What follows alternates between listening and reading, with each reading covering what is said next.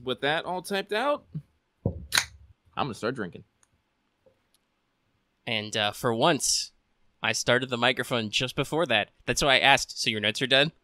Mm-hmm. Because the show's now rolling. Hey, everybody, before we get started, I just want to remind you this episode is brought to you by patrons like Ahago Gamix, Qua, Drago66, and Nestor Flores. If you like what we do and want to see us do more, consider supporting us on Patreon. You get access to episodes early and lots of other goodies. And it would really help us out. Also, Lucky, I need you to vamp for like 30 seconds. I forgot to flip my recording sign around. Oh, no. Well, everybody, this episode is brought to you by fucking Angry Orchard Hard Cider, Crisp Apple, and that's what I'm going to be drinking for most of the entirety of this show and get more and more inebriated. So let's have fun with that. This is literally why I wrote stuff down, because once I started drinking, I'm not going to remember any of this. All right, I'm back. But this also means we got like several things that we can actually directly talk about. And guess what? They're all things that basically happened within this week.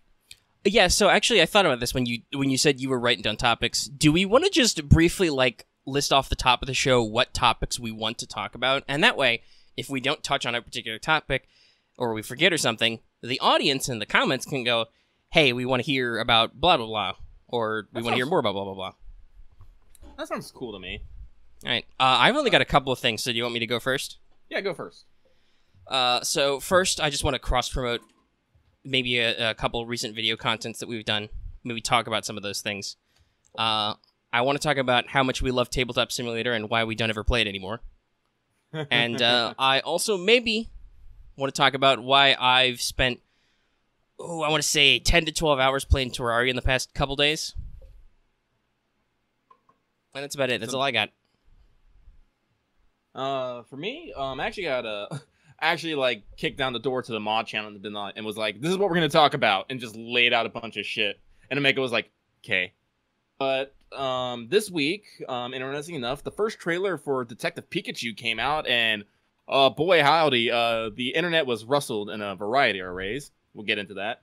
Also, a new trailer for Alita: Battle Angel, showing more of that James Cameron CG goodness. I don't know about that. I'm looking at the eyes in the thumbnail. I'm like, I can't get over this. Well, I think this is we can get into that. Why I think it's a good deliberate thing. Also, this week, Stan Lee has passed away. There goes a legend.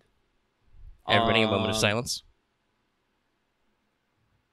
All right, that moment of silence probably got truncated in the editing, but we tried. We tried. Pause the episode. Have your moment of silence. And also, Geoff Knightley, however you fucking pronounce his name, has announced the Game Awards nominees, and boy howdy, there are some thoughts on that. Yeah, there's a big old list. Oh, actually, that reminds me, I should pull up their website. When I actually voted on the awards personally, it ran like Garbo. It did. But yeah, I got it up right now too, because I didn't feel like writing down everything. Real talk, just a pre-warning, if you guys are into esports or esports things, I'm not going to talk about esports. I don't do esports. I don't do regular sports at all either. That's funny, because when I was looking over the list and I was thinking about like talking about it as a topic, I was really like, if we were going to, because we're probably going to mention all the nominees, is going to be, and then there's a whole bunch of esports stuff we don't care about. Congratulations to all those people and stuff who got nominated, but we literally know nothing. Yeah. We'll also be talking about some anime, some video games, and, just life in general. Everyone, welcome to What's Up. Yeah, we used to try and intro this by having one of us ask the other one what's up, but then we got derailed in there somewhere. Usually because we have something we pressingly want to talk about. Like, immediately. Yeah. But what do we want to start off with? Well, on a technical end, I suppose I can do that cross-promotion really quick and just talk about a couple of videos we launched. Yeah, do it. So, we're finally playing tabletop games again. We're finally playing RPGs. Posted the first episode of that. That was fun. Oh, yeah. You got shot in the head. Yes, I did. I actually came up with a reason of why that hurt so mad, even though I'm not, like in a coma. I imagine that the bullet entered my helmet and was deflected off of that, but still left, like, a nasty gash just all, like, along my head. And it was more of a concussion hit that took me down rather than actual, getting hit in the fucking meat. Yeah, I was thinking maybe like it skimmed your skull a little. Yeah. Rung your doorbell. Mm-hmm. That's what I said. You weren't cut me super critically injured. You just took a lot of wounds because head wounds are bad. No. and then I passed the fuck out. Oh yeah, well, because you Just took more than done. half your wounds at once, so you immediately took a shock test and just went whoop. Yep. Because I was actually looking into this. Back in the day, like even though like World War 1 and 2 helmets, yeah, they were nice and shiny, didn't actually do dick.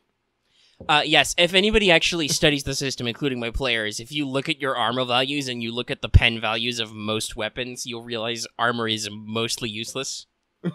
It really is, and that's it's actually good for a historically couple accurate. types of incidental damage and a couple of very weak weapons. But if anybody's actually trying to hit you with a rifle, you got to go pretty high up in the armor level before it starts mattering.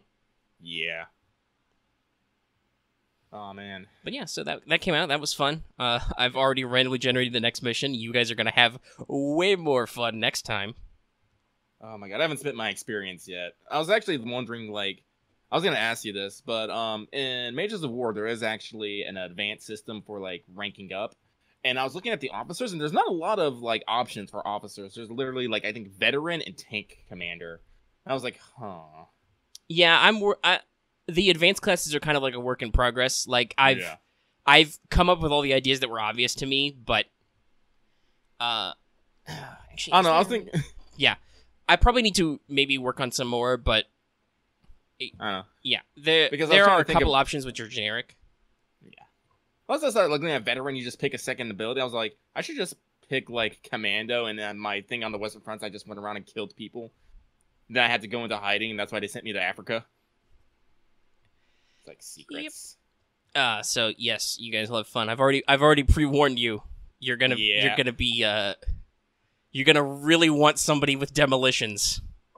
I'm like considering like use my XP to buy it for me or my companion, but I'm all like, I feel that's like too on the nose and out of left field. I don't know. See, that's the thing with like leveling up characters. Sometimes you have a direction you want them to go, and sometimes you're just like, whatever. Yeah. And I'm like, right now, I don't know if demolition fits into either one of my characters, like my, internal image of them. Hey, just that's smart. Maybe you when in decide. doubt, buy more spells. Yeah, I'll ask Marth. I'll see. Oh wait, no, Marth already spent his XP. Yes, then. he got I can't. he got Earthwall, which you're gonna love because he can make cover on demand. Thank God. This is why he's my grunt. He is your generic man. Also, you should thank God for him anyway because he not only does he have rifle grenades, he bought extras. Yeah. Which was the only fucking thing that actually hit anybody. You guys got through everybody. I didn't kill any. I think I shot a barrel. Yeah. I think that was it. Yeah. You hit a barrel once. Oh, by the way, everyone, I hope my audio levels are much better. Because slight tangent. For like the past forever, apparently my like other hardware and software in theirs was like internally dampening my microphone, so I was a lot quieter than I like actually am supposed to be. And like last Monday, I want to say, I said, "Fuck this! I'm figuring this out right now." Yeah, it was when you started editing the show, and you're like, "Fuck it, I'm tired of being quiet." Yeah. I will say on the Audacity sound waves, our sound levels look about the same, so I think it's fixed. Oh, thank God. You may also remember this problem before I got my current microphone and finally figured it out, where my mic levels would constantly auto adjust. I think it was a similar thing where there were some hardware or software configurations for on which are just all over the place. Yay, consistent audio quality. But yeah, so Mages of War is up. It's fun. You guys are gonna have more fun last time. And like I said, basic ass bolt action rifles suck. Literally, you guys burned through a full mag without hitting almost a full mag without hitting anybody. And if you hadn't been shot in a face, I'm dead certain it would have been a fixed bayonets. Yeah. Which I'm sure you guys would have actually been better at. Oh yeah. But yeah, so that's always interesting. Yeah, I don't think we're gonna play weekly, but I think we're gonna try it for at least every other week. Yeah. I don't know if we'll do it this week. For sure. I just in case I randomly generated the next mission. And we'll post the episodes as they come. Yep. The other thing to play things fast and loose here. Yeah. The other thing on the RPGs front is today I posted a Legend of the Five Rings video I've been thinking about for a while and worked on over a couple days. Which is this reminds me. Yeah. Oh, you keep going. Well, I was basically going to say that the video is basically me running through the character creation system and making an example character, and kind of not only talking about the mechanics of it, but also talking about like my reasoning and like idea mining and stuff. And so it's just, you know, a way to get channel content on the channel focused on that a little bit, maybe, and, you know, be a little thing that maybe people want to watch. I said we'll do like our Fate/Grand Order, but we're all about like just nerdom in general, I guess. Anime, manga, video games, movies, tabletop, varieties. Yeah, our video selection lately is pretty eclectic. It's good. Yeah, I like it. But what I was gonna say is on the Legend of Five Rings front is last Sunday I was out about in town, and there's this ye old gaming store. It's called the Game Matrix here in Tacoma, and it has been here like literally longer than I have lived here in Washington, and so it's been around for a good while, like at least almost 20 years. But you know, they keep up to date with like tabletop games. They have like dedicated miniature playing spots. They have card tournaments. You know, if you're in the Tacoma area and you're a fucking nerd, you know of the Game Matrix. It's where I go to buy dice, board games, all that crazy. I could buy miniatures there if they weren't so fucking expensive. Yeah, miniatures are expensive. Yeah, but what I did go there and buy is I actually went and bought the hard... Oh, God, alcohol, why? Excuse me. I went and bought the hardcover copy of Legend of the Five Rings and the beginner set, which comes with, you know, a couple adventures, some handy reference guide, and dice. Mm-hmm. So, like, whenever, so, I don't know why, like, recently I've been in a mood that I want physical media, because, like, I don't know why. It was like, first I'm going from analog to digital, now I'm going from digital back to analog. I don't know, it's a vicious cycle. But I wanted the book, because Omega is super fucking hype about this system. If he's super fucking hype, I'm gonna get super fucking hype. And if I get super fucking hype, I'm gonna spend money on shit. That's how I do. The game is great. But, so, like, whenever me and Omega consolidate, he'll probably like, here, you can just have this, or whatever. I don't know. Or we'll, like, share it. We'll put it in the combined studio room. Oh. Yeah, get a big old shelf of games. Game shelves. Oh, yeah, like there are plans for what we're going to do when we finally get together. We're going to have a dedicated resting area filled with waifu dakimakuras. Like, I have this, like, he said we could, Mega said we could, and I screenshotted that shit so I can shove it in his face. It's like, you said it! We're doing it! Waifus for days! I said we'll even get the funny L-shaped centaur ones. Hell yeah. Chill with your waifus. This is only slightly related, but while I was at the gaming, I also bought Once Upon a Time. Omega, do you know this game? Not off the top of my head. Okay, so yeah, there are a lot of board games, but well, it's a card game technically. But I feel like this is going to turn into a segue. It is a bit of a segue. It's about what's that show that Will Wheaton does where he plays games? I can't remember. I think if I remember rightly, Will Wheaton's show is just tabletop. Yeah, just tabletop. Well, he played it on there. Interesting enough, you know how like last week I was talking about A Little Sister's All You Need, or All You Need Is a Little Sister. I can't remember off the top of my fucking head. It was actually also played on there. Like that anime actually like showcases a few board games and like other stuff. It's like really awesome in the way that it like shows off like real world stuff. But I got it because basically what it is you have a bunch of cards and like they all have different functions, but the gist of it is one person starts telling a story using one of their cards, and then other players can use their cards to interrupt that story and continue it off with their own story using whatever card it is. So like, for example, like let's say you have a card like starting like a princess, and so someone says, you know, once upon a time in a land far away, there was a princess of a kingdom. And then someone can be like interrupts with a card that says dragon, and then that they pick up the story saying, but one day she was taken away by an evil dragon to the land far, far away, and you know people keep interrupting and continuing the story until they reach. There's like a point like where there's a card that's like says like in happily ever after or something like that, and that it ends. So it's basically a giant collaborative story making game that can get really fucking crazy. And so I bought that too because, as I said, you're a creative person, I'm a creative person, I know a bunch of fucking creative person. I think I have a lot of fucking fun with this game, and I think it has some expansions. I'm gonna look into that. But like, I am like setting down the foundation for us to do more live content, like when we finally consolidate. Because I like playing board games and card games. I really do. It's just I have no one to fucking play them with. Same as these. I have a dedicated Amazon list to board games. Hold on, let me pull my list up. I have a sole Amazon wish list just for hardback shit, which I don't get to play. But like, that's right. There's a Legend of Five Rings version of Love Letter, which we've played before on Tabletop Simulator, which we might talk about in a second. Tales of the Arabian Nights is kind of similar. That's a big old game where you run around and complete quests and follow stories, a lot of which are in the actual 10,001 Tales. After seeing it played, I always want to play Betrayal at House on the Hill. Like, that always looks good. And actually, a lot of these ideas I got from watching, like, tabletop, like Sushi Go, Roll For It, Tokaido. I've never had an opportunity in person. I've never been around enough people when I knew it was a thing to play games of Werewolf in any version. So yeah, I also like that. So I figured this is a good point to transition to Tabletop Simulator, because we do in fact love Tabletop Simulator. We used to play it a ton with our various friends. And I always meant to double check if I could record it and do it with people. Though I suppose if you're involved, I could just ask you to record it and upload the footage. Well, maybe, yeah. You could do that.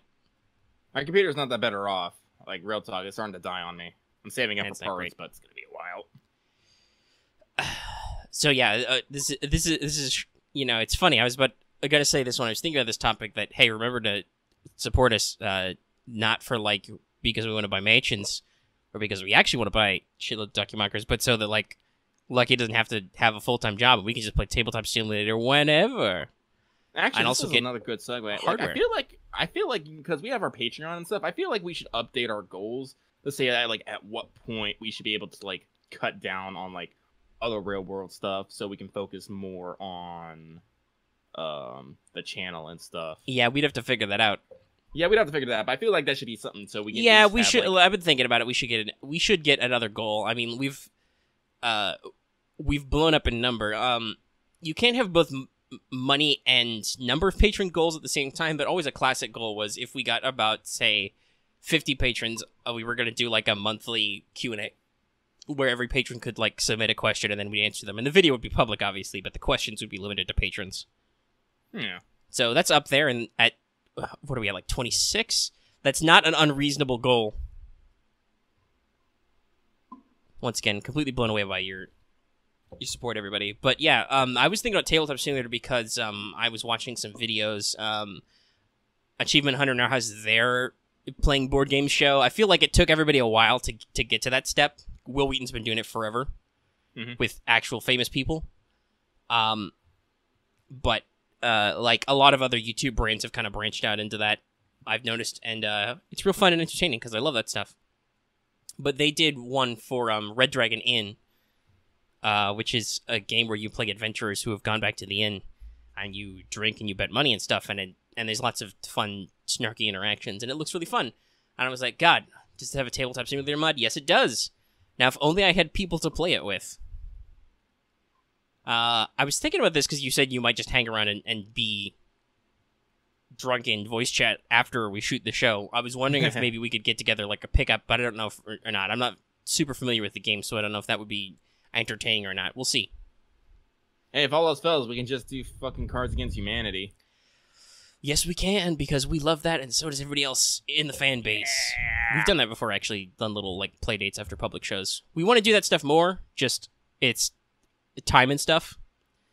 Yeah, like for instance, if we did this right after we record the show, I would not be able to make a let's play of it because I would need my machine. I would need my machine to render the video of this show. So I like wouldn't be able to record. Well, technically, I could record. Yeah, we'd see.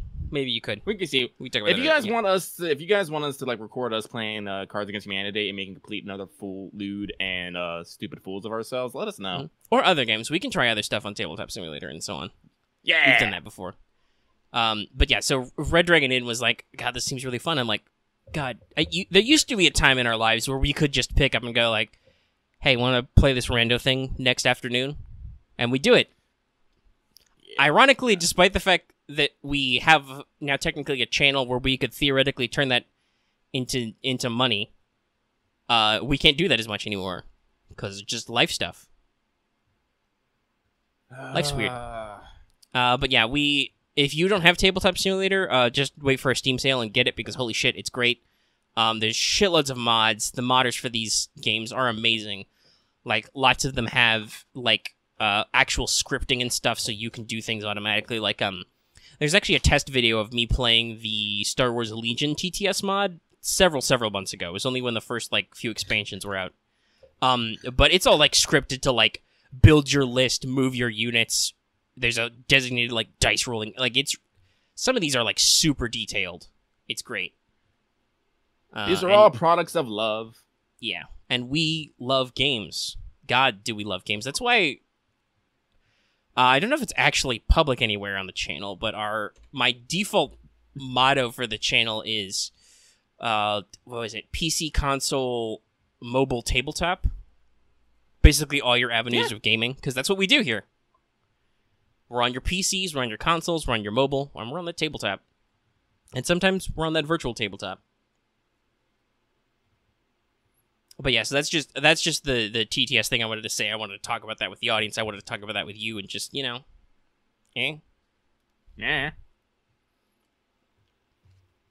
So that was mostly me, despite the fact that you wrote all the topics down, Lucky. So what do you want to hit on your end first? So, actually, since we're talking about games, let's continue on with games, and let's talk about the Game Awards. Like, this week, the nominees were all announced, and I am excited because, along with that, they also said they might be doing some, they are going to be doing some trailers and worldwide announcements. Honestly, I'm kind of expecting Hideo Kojima to show up and be all like, this is the release date for Death Stranding, because, yeah, it is around that time. Also, and, him and Jeff are real close. They are. They're good buddies. Yeah, so that's one thing I'm expecting. What I was not expecting is some of the choices for some of these categories. Like, some are understandable, some not so much. Some kind of make me go, Yeah, so do we want to just go down the categories and nominees and talk about them? Yeah. Well, let's, as we said earlier, we're not going to talk about esports. No. Like, real talk. We're sorry. We're not. Yeah, we're sorry. It's not something I follow. If you do, and you have some thoughts about that shit, post it below. I'll listen to it. I'll watch it. I'll be like, I see. But that's about it. Yes, I understand esports exist, and it deeply excites me that that's a thing. Unfortunately, it happened, I want to say, about 10 years too late for me. Let's see here. Do we want to start? Do you want want to to start from from the top? Game of the year. All right. Game of the year. You want me to read them off? Yes. So you can save your voice? Alrighty. So, Game of the Year. Our nominees are Assassin's Creed Odyssey, Celeste, God of War, Marvel's Spider-Man, Monster Hunter World, and Red Dead Redemption 2. See, so... Fierce competition. Most of these... Yeah, that's fierce competition. Like... See, here's my problem. Like...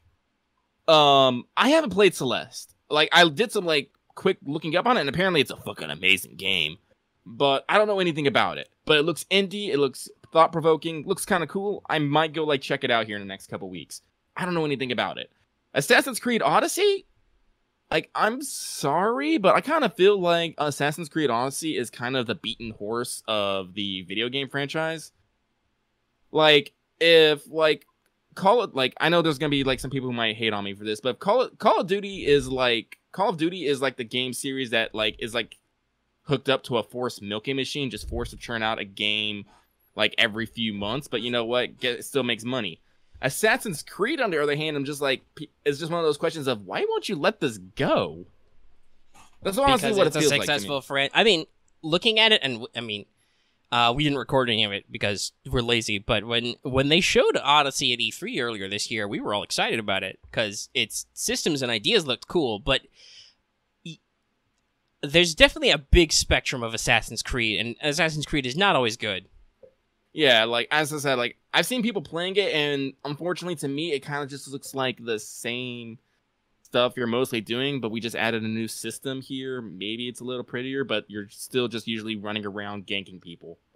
Like, I don't know. Like, I don't know. Maybe I'm a little biased against Assassin's Creed. I can admit that. Because, as I said, I tried to keep up with it, but, like, as soon as like, I think I got into the third game of the Ezio trilogy, I'm just like, I'm fucking done.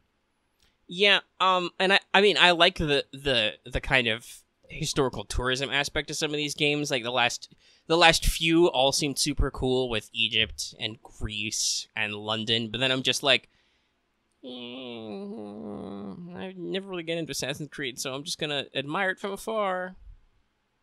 Oh, so Axe is in our Patreon channel, and he says Celeste is a platformer about a mountain that makes your own issues become real. It's about a girl dealing with her anxiety and becoming a better person.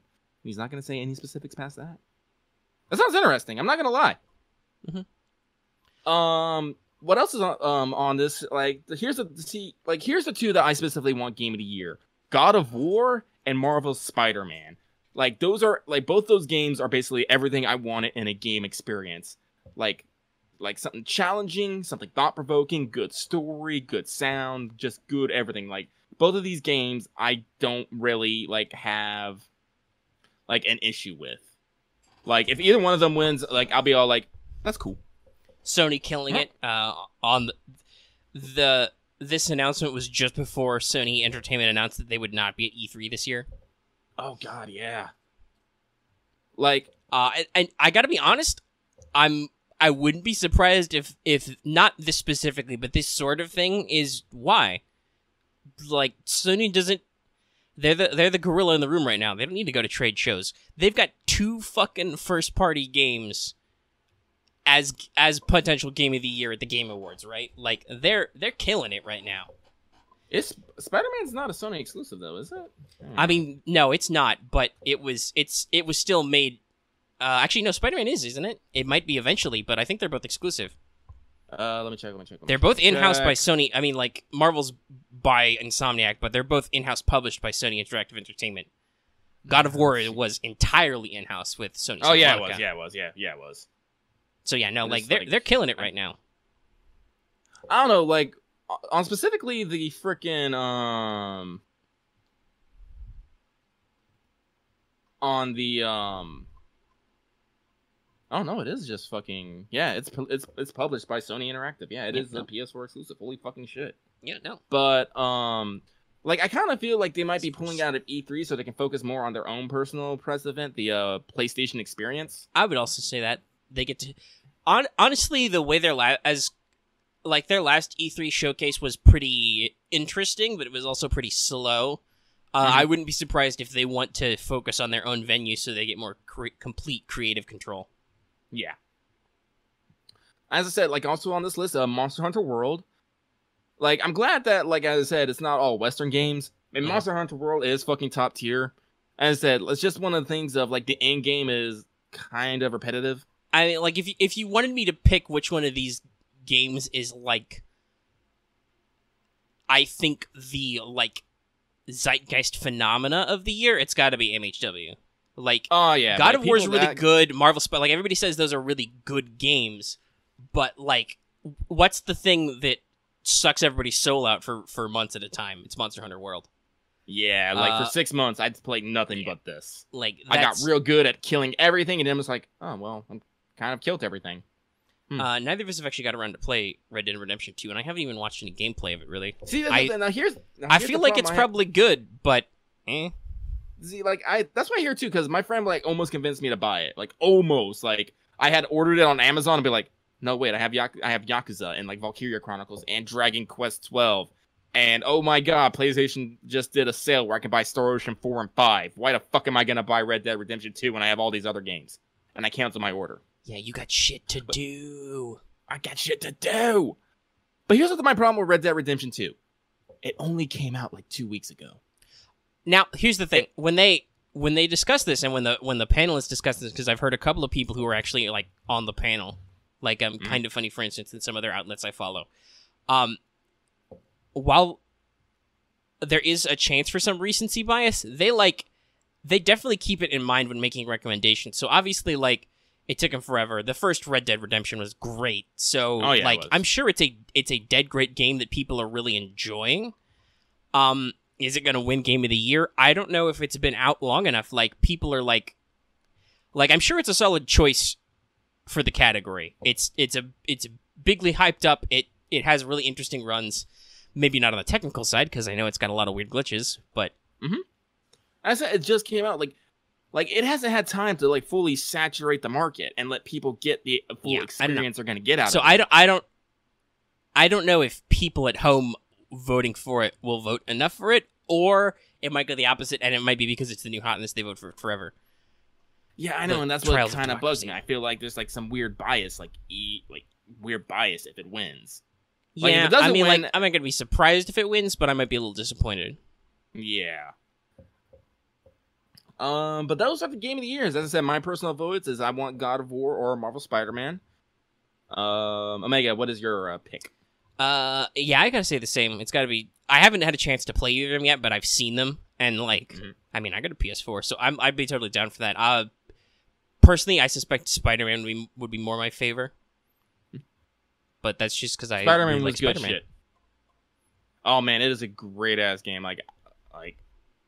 Like, because what I really like about Spider-Man is they basically took, like, the Marvel Cinematic Universe and it's like, all right, let's fast forward things like 8 years where we don't have to worry about any fucking movies and just do some shit. Let's combine, like, let's take some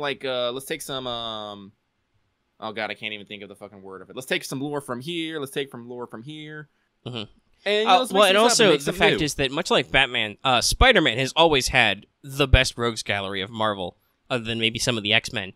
Because remember, all Marvel villains are just the heroes but evil, which means that all of Spider-Man's villains are animal themed, but that means they're different at least. Oh yeah. As opposed to the unfortunate state of, say, Iron Man villains, or Ant-Man villains, or Thor villains, or Captain America villains, or we could go on. We can go on. The movies are great, but there's a definite weakness in like 90% of the villains. Except if you watch Spider-Man: Homecoming, then the Vulture's holy fucking shit, guys. That's great. Oh my god, that was such a good performance. God, that movie's amazing. I gotta check it. I know they're coming out with a sequel. I gotta look into that later. Mm-hmm. But the best way I can say about God of War and Spider-Man is I am super hyped for a sequel. Because they give you enough satisfaction in the game, but leave just enough loose ends that you want. Like I want to know what happens next. Both these games do this. It's like, so, like, all these other ones, like, as I can't talk for Red Dead, but I kind of feel like if it's anything like 1, it's gonna be like, just snippet, it's done. Oh god, I cried at the end of the first game. Yeah. Damn it, John. Yeah. Damn it. I got all the way to the end. I didn't do any of the post game stuff, but I got to the end. Honestly, I'm not gonna go into that. Anyway, next category. Best ongoing game. Yeah. So, we have Destiny 2, Forsaken, Fortnite, No Man's Sky, Overwatch, and Tom Clancy's Rainbow Six Siege. So I just want to say I'm super excited that Siege is on here, and I'm going to go ahead and spoil it. Siege is definitely my pick for this category because I don't play it enough, but I fucking love Siege. I hear great things about Siege. It's a phenomenal game. Like, it's a great, like, high-level shooter. Like, you got to be tactical and finicky, and you got all the strategies. All the operators are great. It's just I don't have enough time these days to, like, focus on it seriously. Yeah, like, basically, best ongoing game is awarded to a game with outstanding development of ongoing content that evolves the player experience over time. And Siege definitely does that. And so, but that's why I would say my pick would be Overwatch. With, like, they keep coming out with new characters, they have new modes, new maps. Like, they're kind of crazy with that. I gotta be honest, like, what year of Overwatch are we on? 2? I want to say more than 2. I think we're on, like, 3. Yeah. Yeah, it's, I've kind of fallen out of Overwatch. Yeah, same. It's kind of a little, like, Destiny 2. I feel like I would love to play and get all the cool skins and shit, but then I'm just like, but then I gotta pop a disc out, I gotta put Overwatch in, I gotta, play for like 10 minutes at a time and grind my fucking loot boxes and blah, blah, blah. Like, it's a solid game design. I just, I feel like as a person who doesn't like buy loot boxes or anything, as a pure free to play, I've fallen a little out of the gameplay loop. Yeah. That said, I was really glad when they. If you want to talk about like ongoing developments, the fact that they removed dupes and like put in more currency, that's great. Yeah, so they're trying to improve the experience. Mm-hmm. Fortnite, I said I don't play it. I don't like ridiculously competitive games. Like, yeah, I really never. don't. I took one look at PUBG and I was like, this is not a game for me. No, a game where I have to get good and try and kill a whole bunch of people who are trying to kill me, all who might be on mic screaming at me. No, yeah, that's too much stress. Can't do that. Like that's too much stress. Siege is, I think, the right level of stress. The round is over fairly quickly, one way or the other. You know, if you're good, you can watch your corners, and sometimes you can just get lucky. Yeah, and there's lots of like tactical choices. It's not all RNG. Like, I think, like, this shows off how unfamiliar I am with the genre, but most Battle Royale games are just, you pick a spot to land, and that's it, and then you hope for good rando loots. Yep. So, yeah, I don't know. Destiny 2, as I said, like, I got Destiny 2, I played all through the story, but once I got through the story, I'm just like, eh. Yeah, I couldn't in good conscience vote for Destiny 2 without actually buying the Season Pass and playing the DLC, that this is probably why it's best ongoing game. Like, I'm sure it's good, I just haven't had an opportunity to take it in myself. I said I didn't buy a Season Pass, but I'm kind of one of those, like, real talk, I'm kind of surprised Warframe ain't on this list. You want to talk about a game that's, like, eternally beta. Literally coming out, like this year, they literally came out with, like, was it last year? I can't remember. Just came out with like their first open world map, continuously adding new frames, all like new weapons, just added a whole new maps, completely like updating systems. Like they do a lot. Yeah, I guess the question is, does anybody in the games industry know what Warframe is? You know what, real talk, they might not, because it is literally a free to play game. Like I'm trying to think, like none of these other games are actually free to play now that I think about it, are they? You have to buy all these games. Warframe definitely has like the thing, like Warframe's. I guess Warframe's closer to a mobile game than I guess these other games. I guess to them. By the way, Lucky, while we have live been talking, the panel started. They apparently started the announcements already. Oh, what have they for said? FGO. So there's a lot of UI updates that are cool. Oh, yeah. And I think they're doing some of the New Year's type banners early. Mm-hmm. So like not Musashi because she's new, not Ishtar because she's not out yet, probably. So nobody mentioned her in the chat, so I'm saying no. So there's no new Christmas event, but it looks like Raiko, Skahak, Shuten, Void Shiki, Gil, etc. Ilya. Oh, okay. Lots of old limiteds. No guaranteed yet. That's unfortunate. If they announced guaranteed for Thanksgiving, that would mean we'd know for sure that Babylonia was coming. Mm-hmm. They're gonna do Chaldea broadcast live streams again. That's cool. And FGO VR is coming next year. Nice. All right, I will check back into that channel later, and we will talk more about this on Let's Talk FGO, which will, in video form, definitely not be out before this is in video form. Because this doesn't get edited in video form. No, it does not. I usually use the thumbnail as a background image. Okay.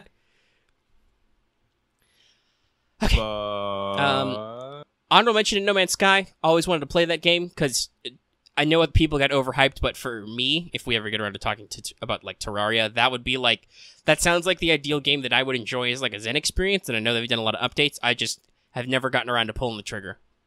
Bang. Do we want to move on to the next category? Yeah, let's move on here. Best Game Direction, awarded to a game studio for outstanding creative vision and innovation in game direction and design. AKA all the games Omega hasn't played this year.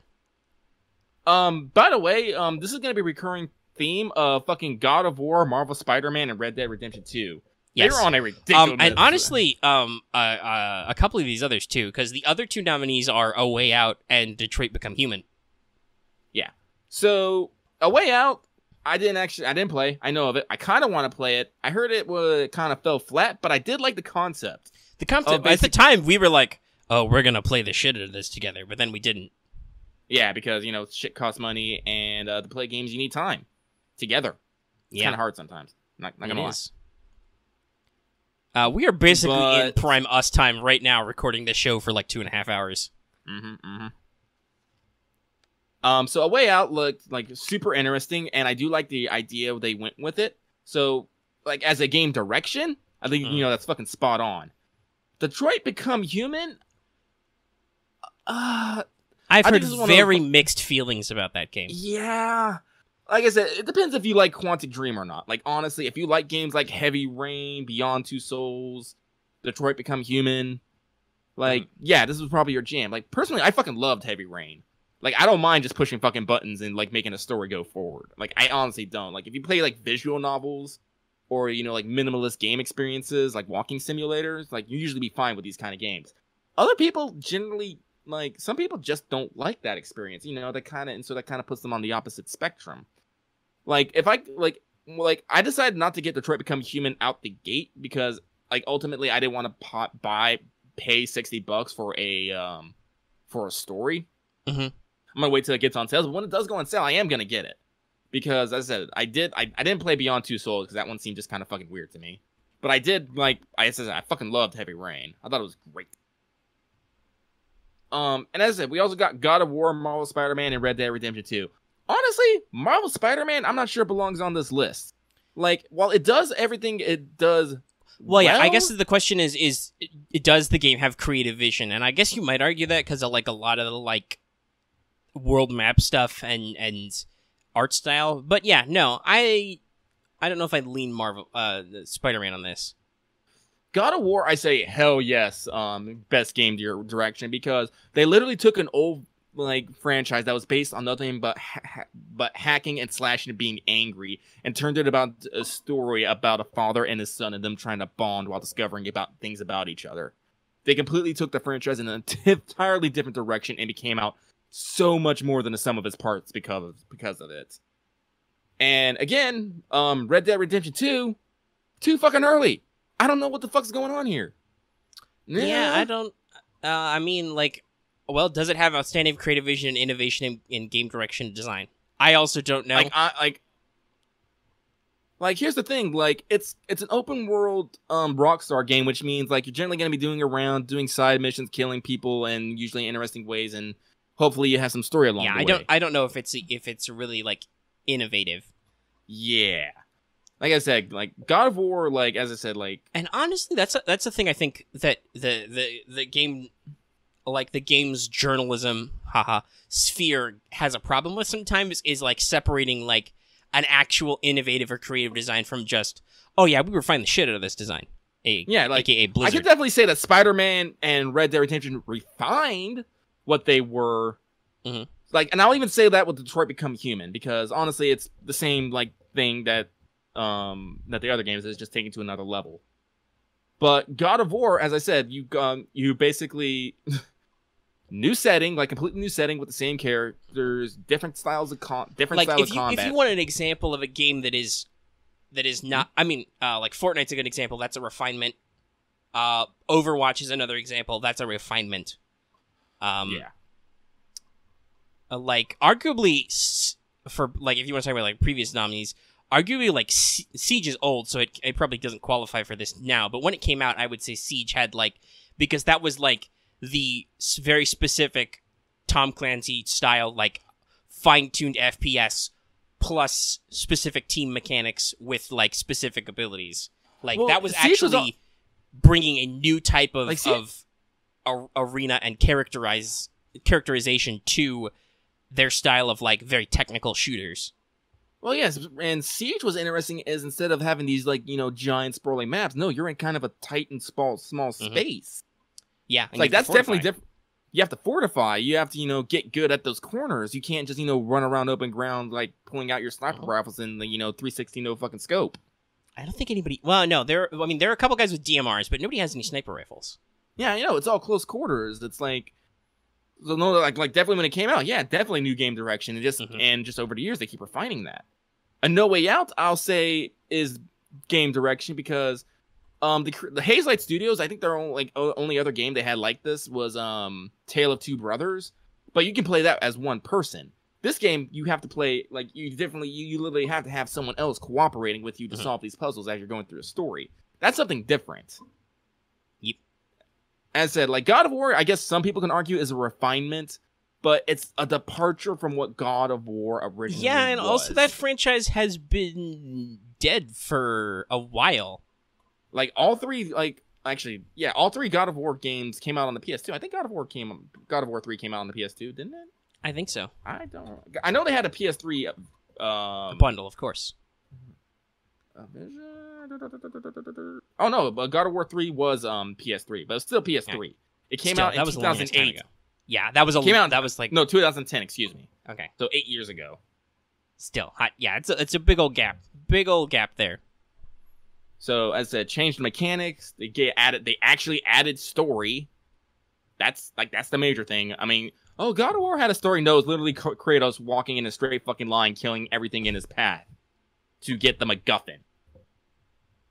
That's what God of War was. I'm not saying that's bad. I mean, teenager me fucking loved that shit, especially when I found the sex minigame. That was me giggling, going hee hee hee hee. I mean, you don't do that now? I mean, I kind of do it more sinisterly and knowing. I'm sorry, teenage me didn't know what fucking sex was. I just saw it on the fucking internet. All right. Let's move into best narrative. Best narrative for outstanding storytelling and narrative development in a game. Guess what? God of War, Marvel Spider-Man, and Red Dead Redemption 2 is on here. But also is on here is Detroit Become Human and Life is Strange 2, Episode 1. So, right off the bat, so we'll save the obvious three for later. I kind of regret that I have not played Life is Strange 2 or the prequel thing. Because Life is Strange, hella fucking good story. Yeah, no. I'm so glad that they're on this list like right away with Episode 1. Jesus fuck. Yeah. Detroit Become Human, as said, from what I understand of Detroit Become Human, it's definitely a look of transhumanism between like androids and gynoids and humans and their relationships with each other. It's definitely an interesting subject to talk about, but as I said, I don't know how they actually executed it. Yeah, like I said, I heard a lot of mixed feelings about the game. Some people like the style, some people don't. Like it for general consumers, it might not be a great narrative, but if you're like it sounds a bit like if you're a sci-fi like buff, because we've talked about classic sci-fi tropes before. It sounds like it's entertaining at least, but if you're like, oh, it's about real world issues, it might ring a little hollow. Yeah. As again, like honestly, like I said, Life is Strange 2, I'm gonna have to wait till everything's out. I don't want to fucking wait. Like I feel like because I had all 5 episodes of the first one, I was able to get through everything, and everything just hit me that much harder. Oh yeah, no. Hey, you can actually. I mean, some of the audio is fucked because this was super early in the channel, but I streamed and played all of it, and sometimes I have commentary.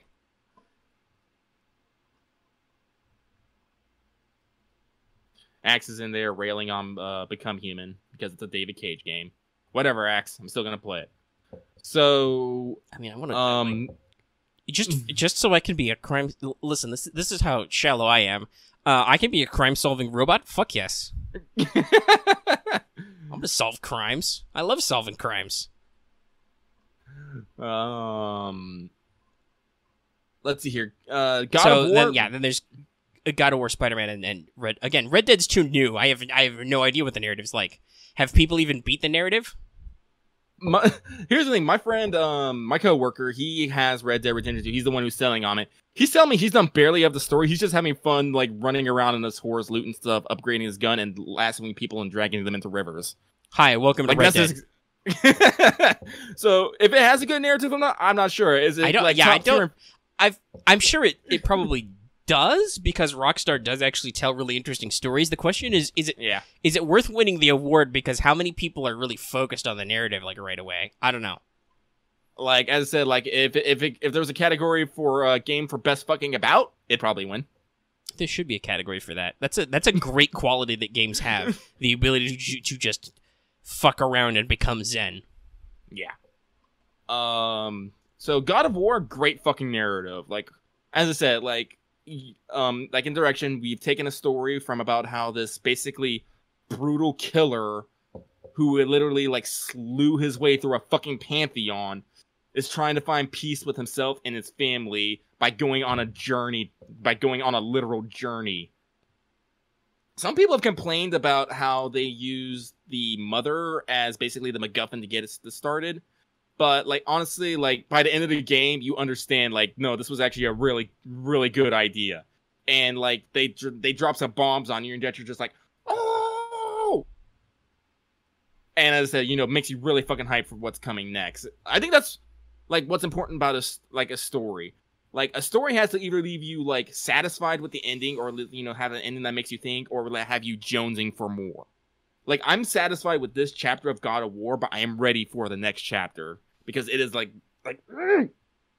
And I get that same feeling with Spider-Man, too, because while Spider-Man's story was a lot more basic and, you know, superhero, you know, I'm gonna run around and just kick villains' butt and save it, they added enough interesting characters onto the mix. So I'm gonna do some minor spoilers right now. If you guys don't want to hear Marvel Spider-Man spoilers, skip ahead like 2 minutes, okay? This is not gonna take that long. So in Marvel Spider-Man, you meet Miles Morales, who basically is a Spider-Man in another universe.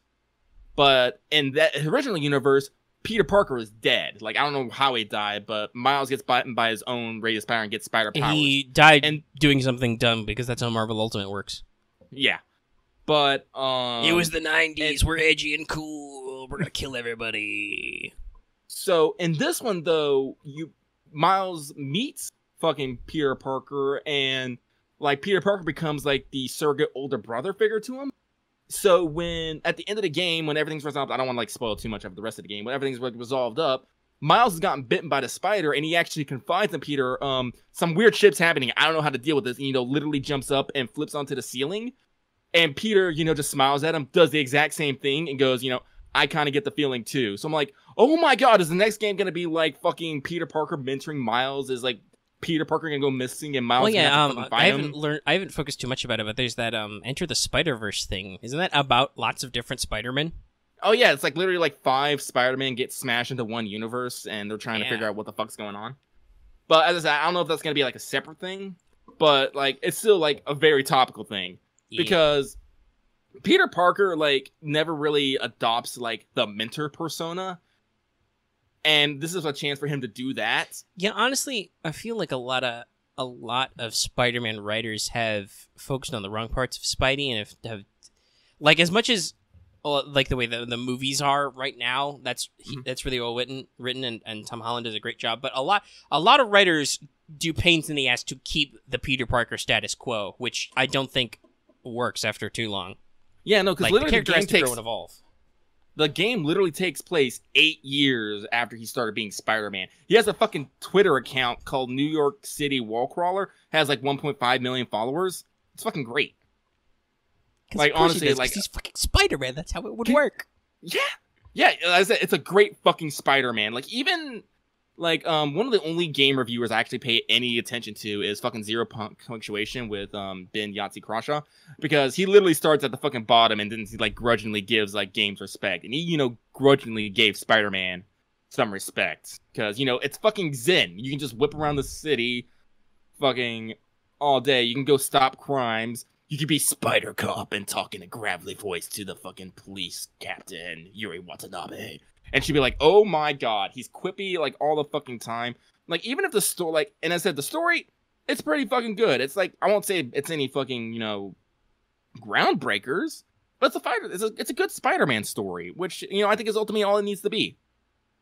Well, yeah, I mean, like, they're very clearly borrowing, like, elements from, like, Breakout with the Raft and, like, the Sinister Six and all those guys, but it's still, it looks good. I will definitely be picking up Spider-Man sometime because I fucking love Spider-Man. Oh my god, yeah, like time and money. So let's see here. That's all the games. Yeah. Excuse me, alcohol and shit. All right, so we should probably move into the next category. All right, so we're gonna try and speed this up because, as I said, these following topics really don't have a lot to talk about, but we're going into best art direction for outstanding creative or technical achievement, artistic design, and animation, basically which game is the prettiest. Mm-hmm. Honestly, like I said, the nominees are Assassin's Creed Odyssey, God of War, Octopath Traveler, Red Dead Redemption 2, and Return of the Obra Dinn. So I'm not super familiar with Return of the Obra Dinn, but I saw the trailer for it, and it's aesthetic as fuck. Yeah, I can tell just by the screenshot. What the fuck? Red Dead Redemption 2, again, I don't fucking know. God of War was very visually pleasing, I will say.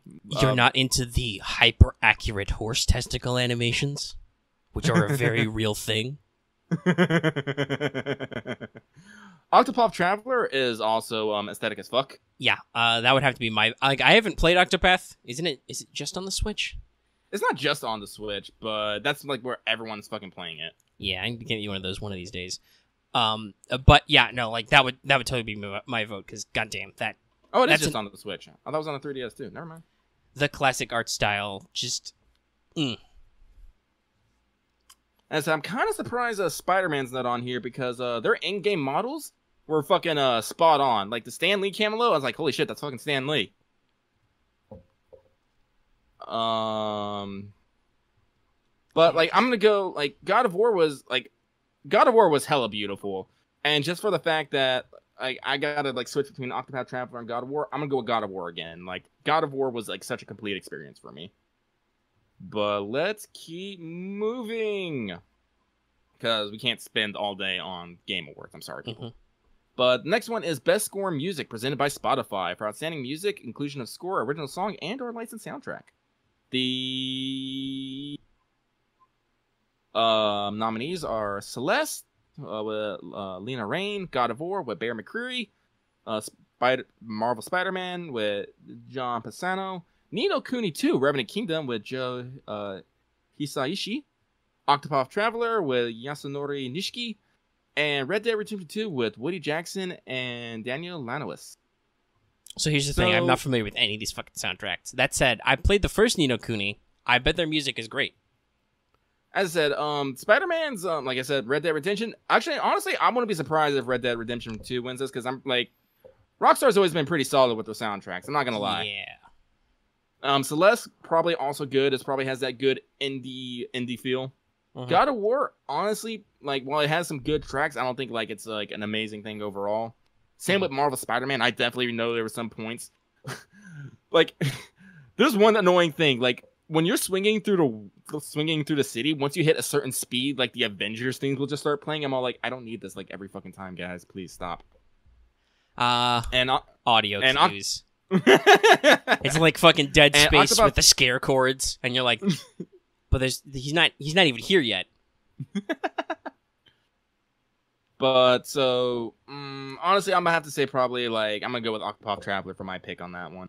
I'm not super familiar with it, but I bet it's good. I bet it's good. Yeah. Best audio design, next one, presented by Dolby, recognizing the best in-game audio and sound design.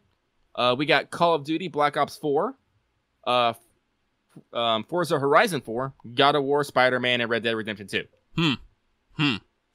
I gotta be honest, as much as I really didn't like Black Ops 3, so I'm not interested in Black Ops 4, but historically, Call of Duty has always had very good in-game sound design. I'm willing to bet that too, and I would say the same thing for like Forza, because them car sounds and all that crazy stuff, and like lots of different like terrain sounds. Like I'm sure they have different sound effects for like road versus off-road, etc. Yeah. As I said, God of War, as I said, unfortunately, most of what you're going to be hearing is fucking the sound of your blade hitting something and that thing screaming in pain. And, banter and, like, talking between, characters. Marvel Spider-Man, you're going to be hearing the sound of web slinging and Peter Parker quips. Which, honestly, might actually deserve winning it, because... I think that's our next category to spoil it. Yeah. And Red Dead Redemption 2, I don't fucking know. I bet they have cool Western gun sounds and authentic horse sounds. Honestly, the audio design it's an interesting field, but it should probably go to one of the first two. Yeah. Because I feel like those games are much more technical in that department. Yeah.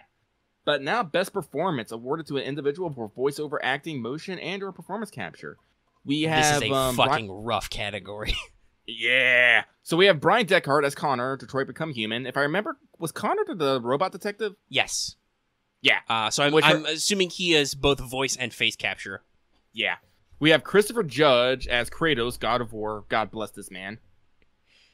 Melissa I am not going to pronounce this. But the voice of Cassandra in Assassin's Creed Odyssey, she's on there. Roger Clark as Arthur Morgan, Red Dead Redemption 2. And Yuri Lowenthal as Peter Parker in Marvel's Spider-Man. So, like, right off the bat, like, I'm torn between fucking Christopher Judge and Yuri there. Because, I think from what I have seen of Detroit Become Human, Brian Deckhart did a great job. Goddamn though, Kratos is always really interesting, and fuck, Yuri's killing it as Peter Parker. Holy shit! Oh my god, his quips, I think I'm just gonna go like Google. It's all like Marvel Spider-Man Peter Parker quips, and I'm just gonna put that on play. I bet somebody's got like a 2-hour long video of just incidental rando dialogue they found in the game files or something. But Christopher Judge, like my pick, like if I have to pick, it's gonna have to be Christopher Judge as Kratos God of War, because here's the great thing. He plays like a very strict father, but like every so often you'll just hear like the faintest edge of pride or compassion in his voice, and it's just those little moments that just make me like, oh my god, he's so into this character. Like I specifically remember, I have to tangent on this a little bit. At one point in the game, you're hunting with Atreus, and he manages to shoot this magical fucking boar, and he's like, I did it!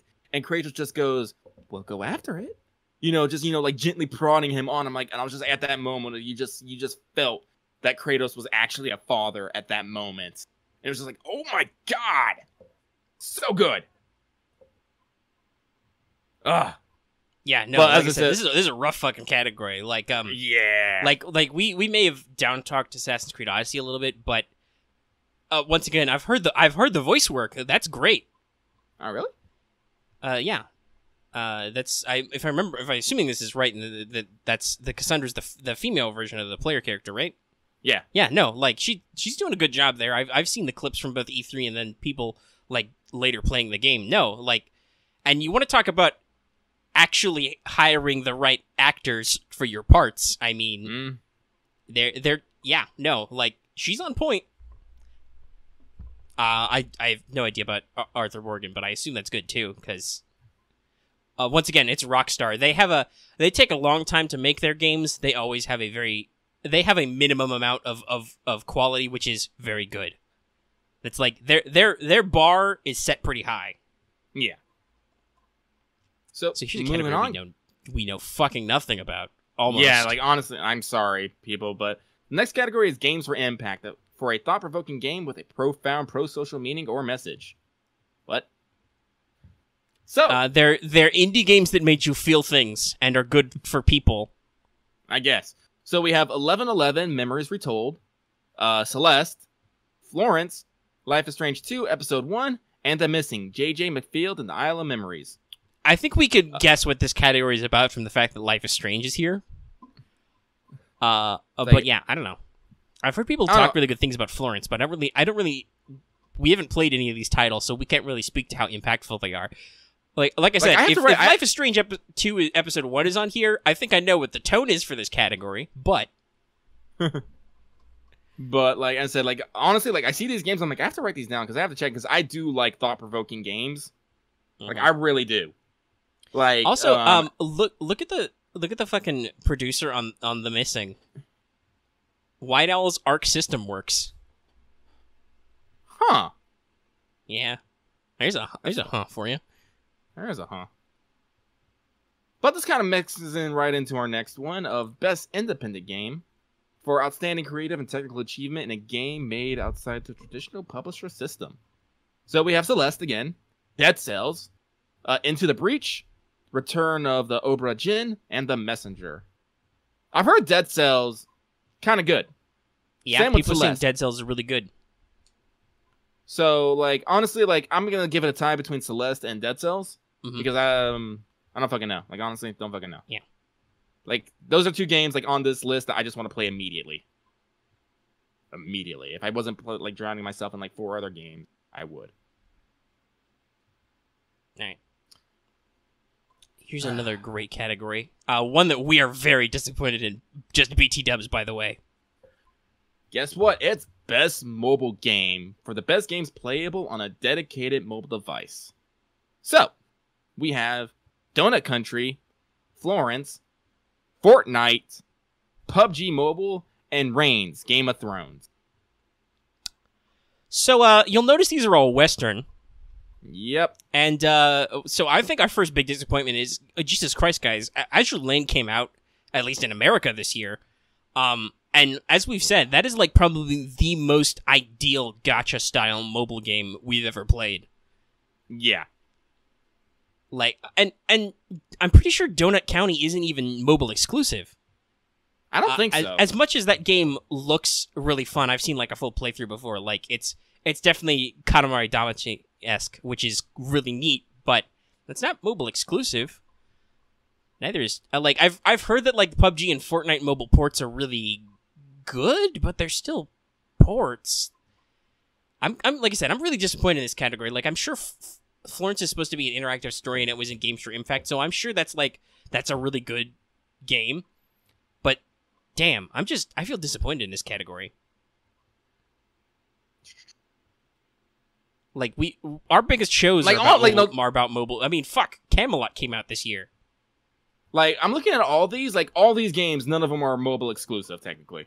Yeah, I feel like that's a bit weak. Yeah, this is the best mobile game category. None of them are mobile exclusive. Like, I'm sure they are available on mobile, but fuck, man, just throw some people some bones. Also, we'd get like a shitload of quartz if FGO won an award. But even so, well, like I said, fucking honestly, Camelot chapter came out this year. Babylonia is going to come out later this year. Like, I died during Camelot for various reasons. Like I was said, like, if you want like technical developments, Azure Lane is great. It's like not super exploitative. It's got great design. I don't know. Maybe just the people. I talked about this before we started rolling the mics. Maybe just the people, the panelists picking these nominees and like voting on the nominees for like the final award selection. They're just not familiar with the mobile game sphere. I don't know. Maybe they think mobile games are still like fucking Candy Crush and shit. I don't fucking know. Okay, so here we're gonna go a lot faster because, well, not so fast. Well, there's one more. I think moderately serious one. Well, so there's best AR VR game, which I know dick about, because we have Astrobot Rescue Mission, Beat Saber, which looks really fucking cool. I played that in a heartbeat. Firewall Zero Hour, Moss, another game I play in a heartbeat because it looks cute, and Tetris Effect, which just looks like it's gonna give me a fucking epileptic seizure. So I'm gonna go ahead and give it to Tetris Effect right away because I fucking love Tetris, and I'm sure that's really rad. I'm gonna give it to Moss because Moss looks cute and it's a tiny mouse. But yeah, we don't even have to go into any depth on that. Yep. Best action game for the best game in the action genre focused on combat. We have Call of Duty, Black Ops 4, Dead Cells, Destiny 2, Far Cry 5, and Mega Man 11. I never got around to Far Cry 5, but to me, it's got to be a tight one between Destiny and Far Cry. For like action games, Far Cry 5 was like I didn't beat it. I played a lot of it. Mm-hmm. Combat was pretty good, but I'm gonna have to lean with Destiny on this one because I don't know, just something about Destiny. Bungie has their FPS gameplay loop down. They've had it down since the first Destiny. Like, yeah. I always said that I never had any idea what I was doing for hours at a time playing the first Destiny, but I had fun the entire fucking time. Like, I feel that way about Destiny 2 as well. Just, it's just, the gameplay is just good, guys, in a really, like, satisfying way. Mega Man 11, as I said, I don't know. It's Mega Man. I mean, I really like Mega Man, but best action game. I mean, it's basically a retro game. I don't know. Yeah. So let's. I'm gonna keep it going here. But best action adventure game, aka the worst category for anybody, because holy shit. But we have Assassin's Creed Odyssey, God of War, Marvel Spider-Man, Red Dead Redemption 2, and surprisingly, Shadow of the Tomb Raider. The fuck you category. Yeah. All the great games of this year are in this box. Like, this is why it surprised me Shadow of the Tomb Raider is on here, because Shadow of the Tomb Raider kind of got some pretty bad reviews. Especially with, like, character development and stuff. And how, like, it was just, the same old Lara Croft action. She's gonna get hurt a lot, scream a lot, kill a bunch of fucking dudes, and, have a messiah complex. I mean, if it's still cool, it's still cool. It is still cool. I can literally shoot people like in the neck and pull them up in the trees where they can't be seen. Yeah. I mean, that's pretty fun. It is pretty fun. I said, I don't know about Assassin's Creed Combat, but honestly, I'm pretty sure willing to bet that it's actually a strong contender. Because that's one thing they do keep improving on in the Assassin's Creed games. Gameplay-wise, I'm sure it's tight, because they've been definitely, like, also traversal and puzzle solving. Like, it says right there, traversal is up there. That is what Assassin's Creed is about. Yeah. Honestly, Red Dead Redemption... If we're looking at all the components of action-adventure, it sounds like Spider-Man's probably the strongest here. Like, how much traversing and puzzling was there in God of War, and was it fun? No, there was puzzling. There was a little bit of exploring, because it kind of went open world, but like specifically for like action adventure, combat was fun. I said like literally you're throwing your axe around, it's coming back to you, you're smashing people. But honestly, like Marvel Spider-Man, they're fucking you have a fuck ton of moves. You have a fuck ton of gadgets. As I said, you can literally like zip around Like, there's literally buttons you can just, like, zip up to the ceiling, zip back down. You can, like, web people and kick them from afar. You can throw people with your webs. Like, you can web people to walls. There's, like, you can, like, pull people into the air. You can throw people. It's, like, you can do just, like, almost... Like, you can become fucking Spider-Man combat. Like, fucking dodging bullets, throwing webs. It's, like, fucking nuts. Like, honestly, Marvel Spider-Man, I think, will win Best Action Adventure. Yeah. Because, like, I'm not gonna lie, just web singing through the town, it's fucking zen. It's great. Yeah, no, it sounds like it's real great. Let's move on to the category that's probably going to hurt us the most. But Best RPG. Best role-playing game. For the best game designed with a rich player character customization and progression, including massively multiplayer experiences. I like that they say designed with rich player character customization and progression.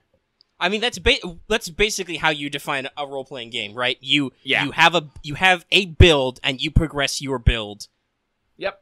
But our nominees are Dragon Quest XI, Echoes of an Elusive Age, Monster Hunter World, Ni no Kuni 2, Revenant Kingdom, Octopath Traveler, and Pillars of Eternity 2, Deadfire.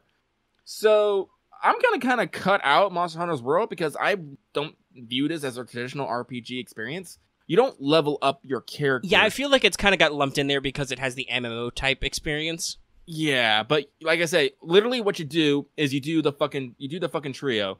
You fucking you basically kill monsters to get more loot, to buy better equipment, to kill more monsters. You don't actually ever level up yourself. So it's 50% of the D&D loot. Yeah. But at no point do you gain experience points and level up and suddenly you can speak Elvish. No. That's the other 50% of the D&D loop. Oh, fuck, that reminds me. I had a fourth topic, which was adventuring with Goblin Slayer. Maybe we'll talk about that later. Yeah. As a Pillars of Eternity 2, Deadfire, don't fucking know, but I've heard, like, the first Pillars of Eternity was real fucking solid. I mean, the art thumbnail here looks really rad. There's, a boy-girl with a sword that's on fire. There's somebody shooting fire out of their hands. There's a guy with a fucking flintlock and an eagle. Like, it looks good. It looks good. Like, Ni no Kuni 2, I don't know. I haven't gotten to it, but in terms of RPGs, like, it's a classic JRPG. The first one, it's long as fuck. But God, the art design is just great. We talked about Studio Ghibli a lot last week, and just Yeah, like, but honestly, if I'm gonna have to pick between these, it has to be between Dragon Quest XI and Octopath Traveler. And I say Dragon Quest XI because while they don't do anything particularly innovative, they polish the fuck out of that game. You get like the quintessential JRPG experience with that game. Like, it's like nothing. It's like nothing overblown. The story so is rich. Despite many trials and tribulations, it sounds like either way, Squeenix is still on top of that RPG game. Oh yeah. Just wait for next year when Kingdom Hearts 3 and everyone swears it's the best game of all fucking time ever. They will. We're gonna see a lot of that in some award categories, probably sweeping some stuff. Oh yeah. So next, best fighting game. This is not a lot of nominees in this category. It's very interesting. Yeah, there's only 4. But it's Blaze Blue, Cross Tag Battle, Dragon Ball Fighter Z, Soul Calibur 6, and Street Fighter 5 Arcade Edition. It's got to Mm-hmm. be Fighter Z. Let's just go out there. It's got to like I'm sure Cross Tag Battle is very good, but have you seen Fighter Z? Holy I have shit. not, actually. I was going to say Soul Calibur 6 just because I'm laughing at the fucking character creator. Yeah, I don't know. Like, but I have watched people play. I have, like, seen this stuff. It's just, the system looks tight. And just the art direction of this game is so fucking on point. It's a phenomenal game just all around. I don't know enough about, like, as much as I am a Soul Calibur guy, I don't know enough about 6. Because it's also relatively new. But I'm not gonna. Let's not. Next is best family game. I'm just gonna skip that. I'm sorry, people. Well, we can run down the nominees. All right, we'll run down the nominees. But it's Mario Tennis Aces, Nintendo Labo, Overcooked 2, Starlinked Battle for Atlas, and Super Mario Party. AKA Super Mario Party's gonna win. Everybody else go home. All right, I should get that. I need something to get mad at you about when you come over when we play on my Switch. Yeah, that'll be Super Mario Party. Also, Mario Tennis Aces got nominated. Like, that game was not well liked when it came out. What the fuck? I don't fucking know. Next category, best strategy game. This one has a surprise in it. So, the nominees are The Band of Saga 3, Battletech, Frostpunk. That just sounds fucking cool. I'm not gonna lie. Into the Breach, and Valkyria Chronicles 4. I don't know if VC4 is going to win, but I'm so glad it got nominated. That's good. Good job, Sega. Continue making Sega. Those games. Like, you were nominated for a fucking Game Award. Yeah. And I mean, as much as we complain about some of its design decisions, VC4 is a really tight strategy game. Yep. A lot of strategy, this is what I know, is like, a lot of strategy games focus on the macro scale of things. VC4 focuses on more of the micro, like on the individual unit, rather than, like hordes of units and tanks. Like, honestly, VC has always been very much a tactical RPG series. Kind of like, almost like your Fire Emblems and stuff. Like, you pick an individual unit, you move them, they do individual actions, and you kind of, literally in small squad mechanics. Yeah. And it's when the game actually lets you play it as a strategy game, it's real tight. So, honestly, just because I love it, I want it to win. Like, I'm not gonna lie, I just want it to win. I'm sorry, everybody else. That'd be great. If it wins, I'll cry. I don't think it'll win, but I hope it does. Going into best sports racing game, we're not gonna talk a lot about this because it's fucking sports. But we got FIFA 19. I just want to say this category subtitle is generic as fuck for the best traditional and non-traditional sports and also racing games. I'm pretty sure this panel was also like, It's FIFA 19, Forza Horizon 4, Mario Tennis Aces, NBA 2K19, and Pro Evolution Soccer 2019. It's gonna be fucking FIFA. It's gonna be FIFA. People love the football. The football. The futsal. Best multiplayer game for outstanding online multiplayer gameplay and design, including co-op and massively multiplayer experiences, irrespective of game genre. I find that hilarious that three of them are still fucking shooters. Because it's Call of Duty Black Ops 4, Destiny 2 Forsaken, Fortnite, Monster Hunter World, and Sea of Thieves. It's probably going to be either Black Ops or fucking... No, it's probably going to be Fortnite. Honestly. That's a terrible shame, because it should totally go to Monster Hunter World, I think. It should, but with Destiny being maybe a solid contender. Also, what the fuck is Sea of Thieves doing here? Well, as I said, it just has to be best multiplayer. I hear Sea of Thieves is like fucking Guns of Icarus, but it's a boat. Yeah, kinda, but the game's very, at least for a long time, the game was very empty, and a lot of its early add-ons were very minimal and complex. And as you can tell, it didn't get nominated for best ongoing game. In terms of concept, it's super cool, but I don't know if it's really slinging it out in this arena. But yeah, so me personally, it should be Monster Hunter World. It's gonna be fucking Fortnite, but it should be Monster Hunter World. It's super good. Listen, if you like Fortnite, we're not hating on you, but it's you should understand your game's kind of not like a joke as in it sucks, but a joke as in it's a funny thing that people talk about, how popular it is has become a gag, basically. it's not a very serious game. It never was, and I understand the popularity. It's not for us, but fuck, man, it's the Game Awards. But speaking of it's the Game Awards, here's an interesting category for best student game. Again, I have no idea what the fuck. Yeah, we haven't played any of these games, but it's a really rad category. Yeah, awarded to the best student project created at the high school or college level. So we have Combat 2018, which was made at the Inland Norway University of Applied Scientists in Norway. Dash Quasar, which was made of the University of Santa Cruz. Jira, made in Digipin Bilbao in Spain. And Lif in Isart Digital in France.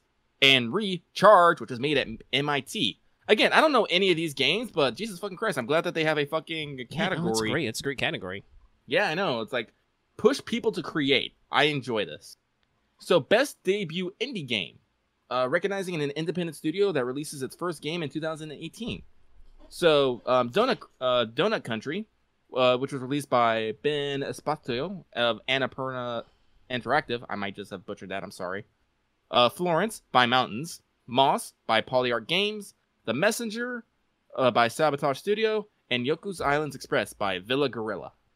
I'm guessing, basing on the themes here, it's going to be Florence or Donut County. Probably. The more I think about Florence, the more I'm like kind of sold. It's an interactive story about love and life. Mm-hmm. That seems precious. And now we get into esports. Do we actually want to go to the nominees? We could. The best esports game is interesting just because, in addition to Fortnite and like League of Legends and Overwatch, CS:GO and Dota 2 are still in there. Yeah, they're still popular. People still play them. But we have no comment on that. Yeah, and then there's best esports player, best esports team, best esports coach. I do want to give out a fucking event. shout out to Dominique Sonic's fucking McLean, who's a fucking, who fucking gave like $10,000 away of his prize money to his opponent in the fucking Injustice 2 tournament, so his opponent can pay for his family's cancer treatment. Like, yeah, good on solid you, bro fucker. thing. Yeah, solid move, bro. But like all these other, like I said, like I don't know these fucking people. Yeah, so I don't know what Let's they play. Coached, best esports event. I mean, fuck, I don't watch esports events. I know the Overwatch League is really big and cool, and I know some people who host it, but I don't know any. And then there's like best esports host. Don't know any of these guys. Best esports moments. I'm lost. Creator content of the year. I don't see StudiOmega. Fuck you guys. Yeah. Actually, okay. So I recognize Ninja. That's it. That's all I got. I recognize Ninja because he streamed with Drake once. That's it. I don't know who any of these people are. I'm sorry. I don't. Myth, why are your eyes like going in different directions? What the fuck? I don't follow these guys at all, and that's it. That's it. We're done. Game Awards. We are now at almost an hour and a half of the show. Well, we usually go for 2.5, so we got plenty of time. Yeah. Didn't take up too much time. But so everyone, go to thegameawards.com. Vote now for your game. Yep. And that is that for that. All right. So Omega, do you want to bring up the next thing? I mean, yeah, we were talking about video games, so we were talking about Zen, so I can talk about Terraria. Do it. So, I don't know, just a couple of nights ago, I was feeling kind of down, just feeling a little low. It happens sometimes. And both on this channel and just in general, a lot of creators have been talking about just like, hey, sometimes you just need to take some me time, right? Like you need to relax, you need to de-stress and stuff, because if you try to be on all the time, it's not great. I think this even came up a lot when like so Forbes did their 30 under 30, and talking about people who are like really successful, and like God, I don't want to see that list. Yeah, there's some YouTube people on there. But the thing that was kind of talking about it was like a lot of classic big names who were either on that list or kind of in that vein were like, yeah, don't be on all the time, right? You have to like rest and don't make the maximum number of decisions per day. Make less smarter decisions instead. So I was just like, oh, fuck, I need some me time. I want to play some kind of like survivally type game. So I was watching some videos in 7 Days to Die. So I tried to boot that up first. That doesn't run real great. I'm like, I don't want to fight this right now. I throw in Starbound just because I feel like I'm like, this isn't real great either. I don't know why, but I don't want to fight it right now. And honestly, I really don't know why. Maybe I need to just put it in like full screen instead of windowed or something, and like whatever. Because Terraria runs fine is the moral of this story. And I was like, I know Terraria runs fine on this machine, so I'm gonna play Terraria. So I started a new character in a new world, and I just chilled for hours at a time, mining, building, killing stuff, mining some more, blowing myself up a few times, getting eaten by antlions. I actually still have the Terraria still installed on my computer. I just realized. Huh. Yeah, we've had a lot of fun with Terraria over the years. We have run a couple of multiplayer worlds with our friends to completion. Oh yeah, a couple of times. Fucking finding the Moon Lord. Yeah, Moon Lord. You got to fight him a bunch of times to get all his shit, and then we have to fight about who gets the shit first. Because there's only so many bars to go around. I remember we literally, to fight the Moon Lord, we literally built a minecart track in the sky spanning from one edge of the continent to the other, so we could literally go in high-speed minecart against the Moon Lord while trying to dodge his shit. Drive by him and then leave because we had to heal. Yeah. Oh, yeah, no. I think that was before they patched him, I think. Because I think other people were doing that too. Yeah, Terraria is consistent. If there's any way to cheese bosses, they like to fix it. Yep. But yeah, so I've just been playing the game and just dicking around and enjoying it because Terraria is a game, like I said, I've played to completion, including like hard mode and other post content several times, and just it's very fun and chipper and relaxing, and it reminds me of us. There's a select few games that I get this experience on, which is, we've talked about this before, this Zen feeling. Which, what I mean by that is to almost become empty, right? You become still inside, and you become empty, and you are just experiencing the game. Like, for me, the big thing that was always like that is playing Katamari, various franchises. That's always a big, just zone out and roll game.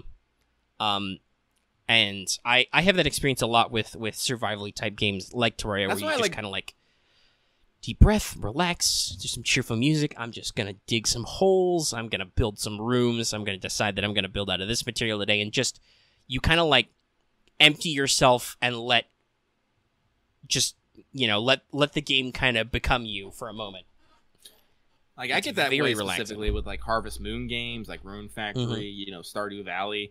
Just that, that monotonous, I'm just going to live a simple life and do some things, build, be successful. I don't have to worry about too crazy things. Like in Terraria, it's like, oh yeah, here comes night. Want to fight off the zombies. It's not like, that's not too stressful. Yeah, I mean, well, ever since I learned the trick that you can just put a fucking torch or a tiki torch behind the door and the zombies can never get in, not even during a blood moon, it's just real easy to go. Yep. And I'm just gonna throw some stuff up and ignore.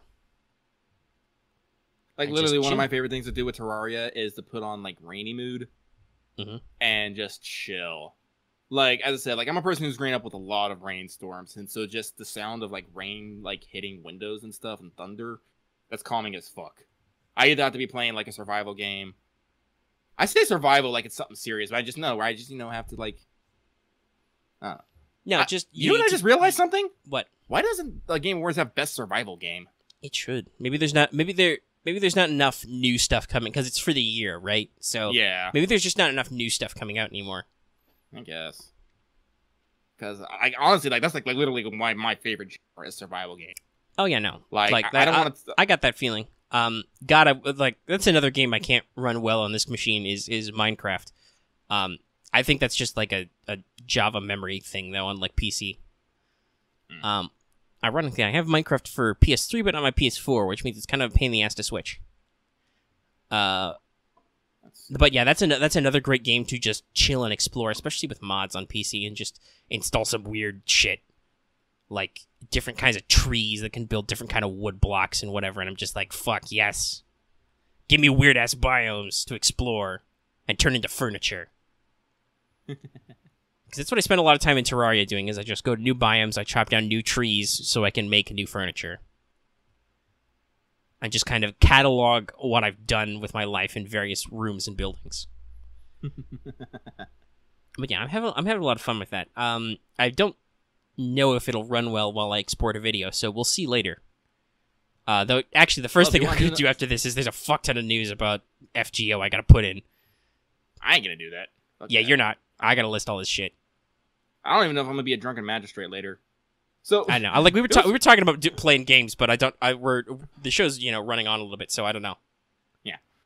Well, I did find, like, last week after the show, I don't know if it was, like, Saturday or something, but I said, I'm gonna be a drunken magistrate. I got on the general channel, and I basically yelled at everybody, come and join me if you want, but if I yell at you, you better fucking do it because I'm the drunken magistrate. And people joined, and I yelled at people, and everyone seemed to have a good time. I really liked it. I want to do it more. I don't know if we've been, now. Our voice chat has definitely been getting a little revitalized lately. Like, there have been a few times where we've just had, like, we did a big thing around E3 that we talked about earlier.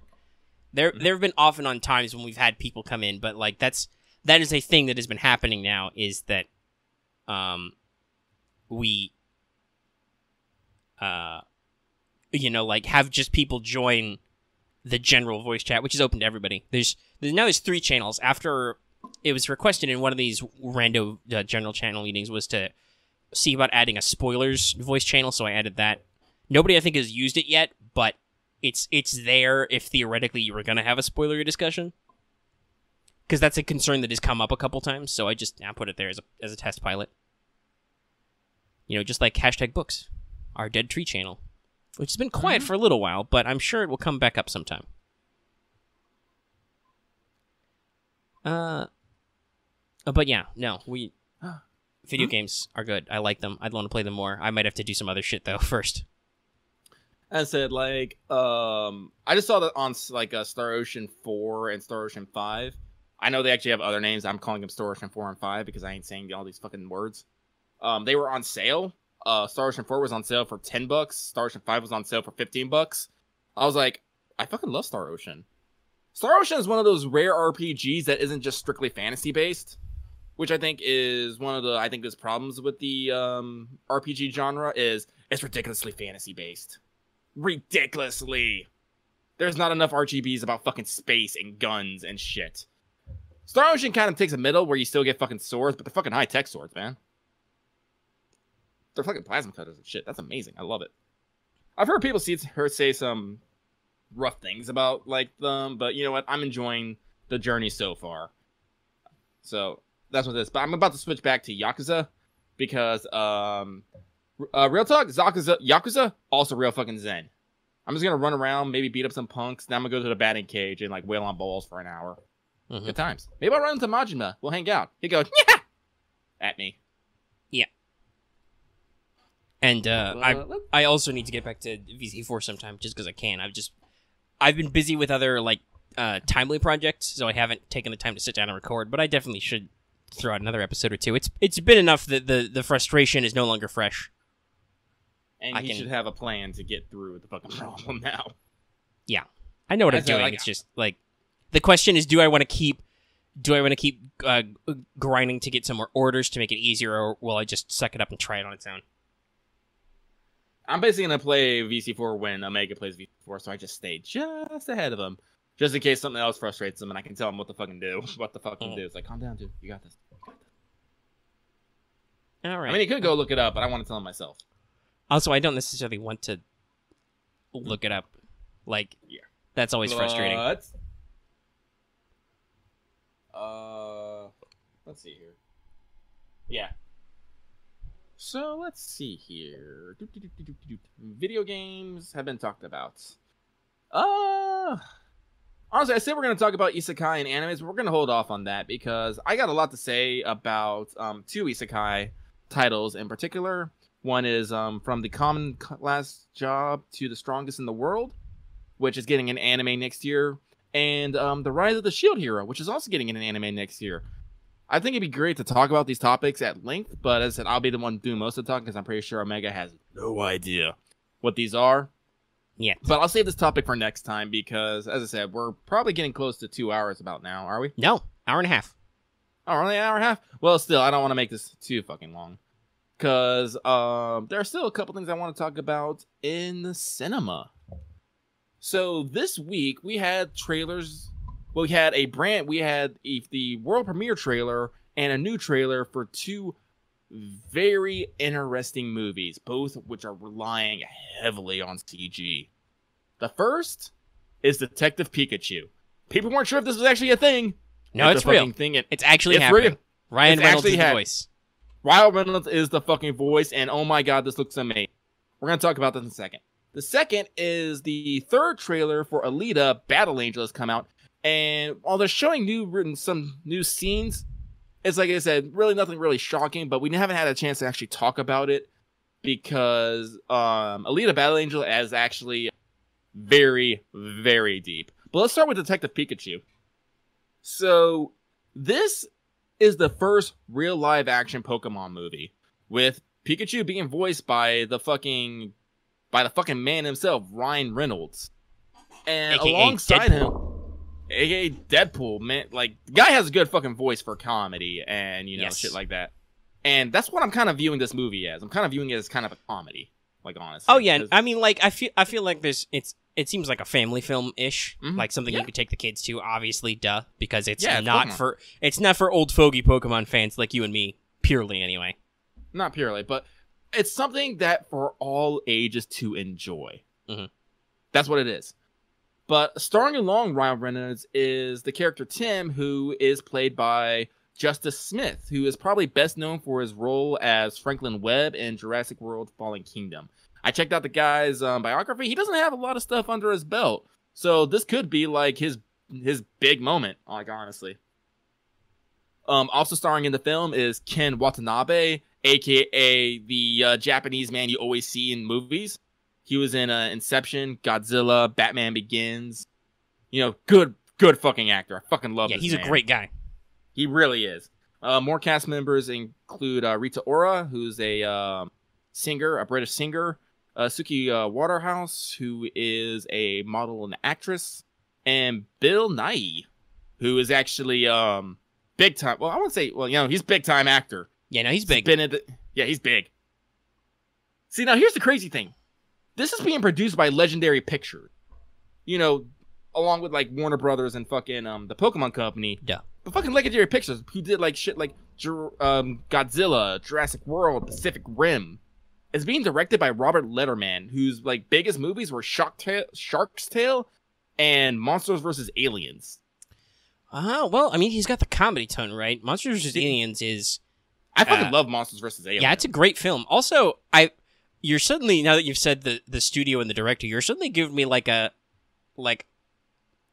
they're almost like they're getting a I don't know, kind of like a they're treating this almost like, it sounds like they're treating this almost as like a monster movie or something in a sense, right? Like, yeah, but in honesty, that kind of makes sense. I mean, that's the point. They are pocket monsters.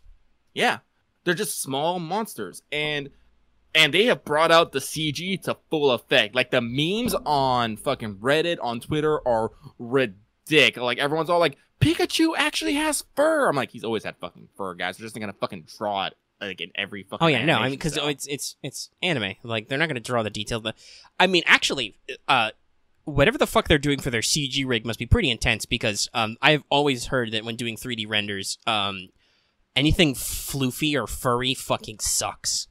Yeah, so they are dumping money into this movie, and like from what I say, it looks fucking good. Like, especially the Pokemon. Yeah, you can tell they're fucking CG, but you can also see. Yeah, I mean, like, they don't seamlessly blend or anything, but they look okay. They look okay, and like, I think we are far enough into in CG technology that we don't need things to be fucking spot perfect. We just need to have like enough. Well, yeah, basically things need to miss the uncanny valley one way or another.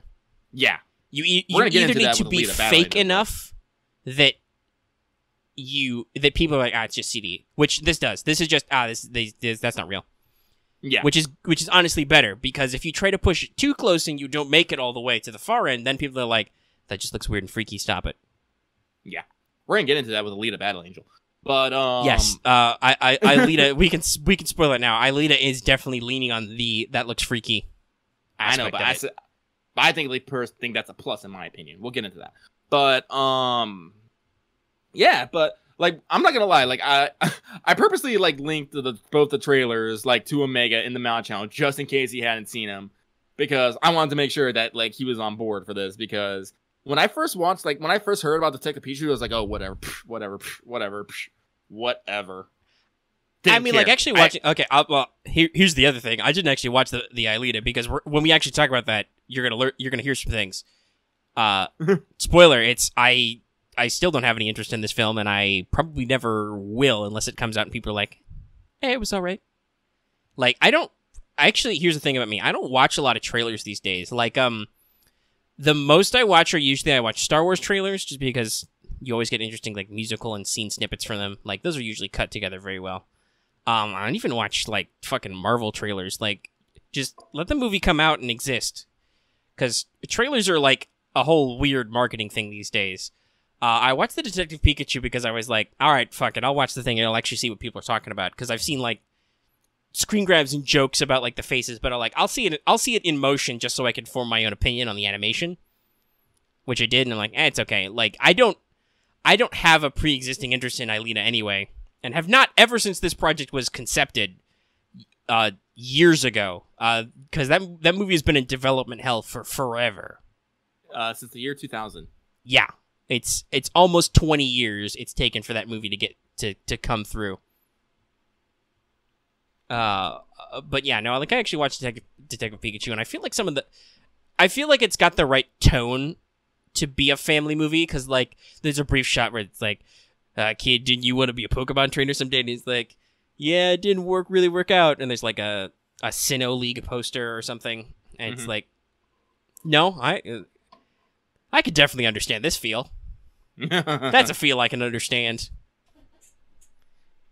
And then, like, Ryan Reynolds is just killing it because he's good at his job. Yes, he is.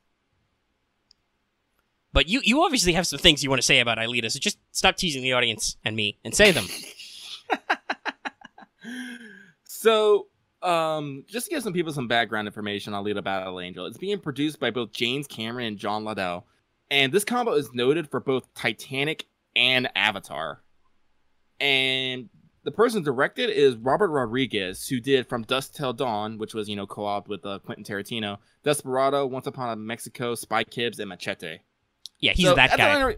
Yeah, he's that guy. So already we have an interesting combo, like, at the top of the fucking head. I mean, so if you want to just predict it, based on those three names, this is going to become the new #1 grossing movie of all time, right? Yeah, like, honestly, like... I mean, if you were making a purely statistical prediction, you'd say that, because Titanic, Avatar, which... And remember, Avatar got there even though it is a movie which has mixed reviews and, mixed opinions. By the way, if you want my opinion on Avatar, it was more entertaining when it was just called Fern Gully and Tim Curry was in it. But the robot suits were cool.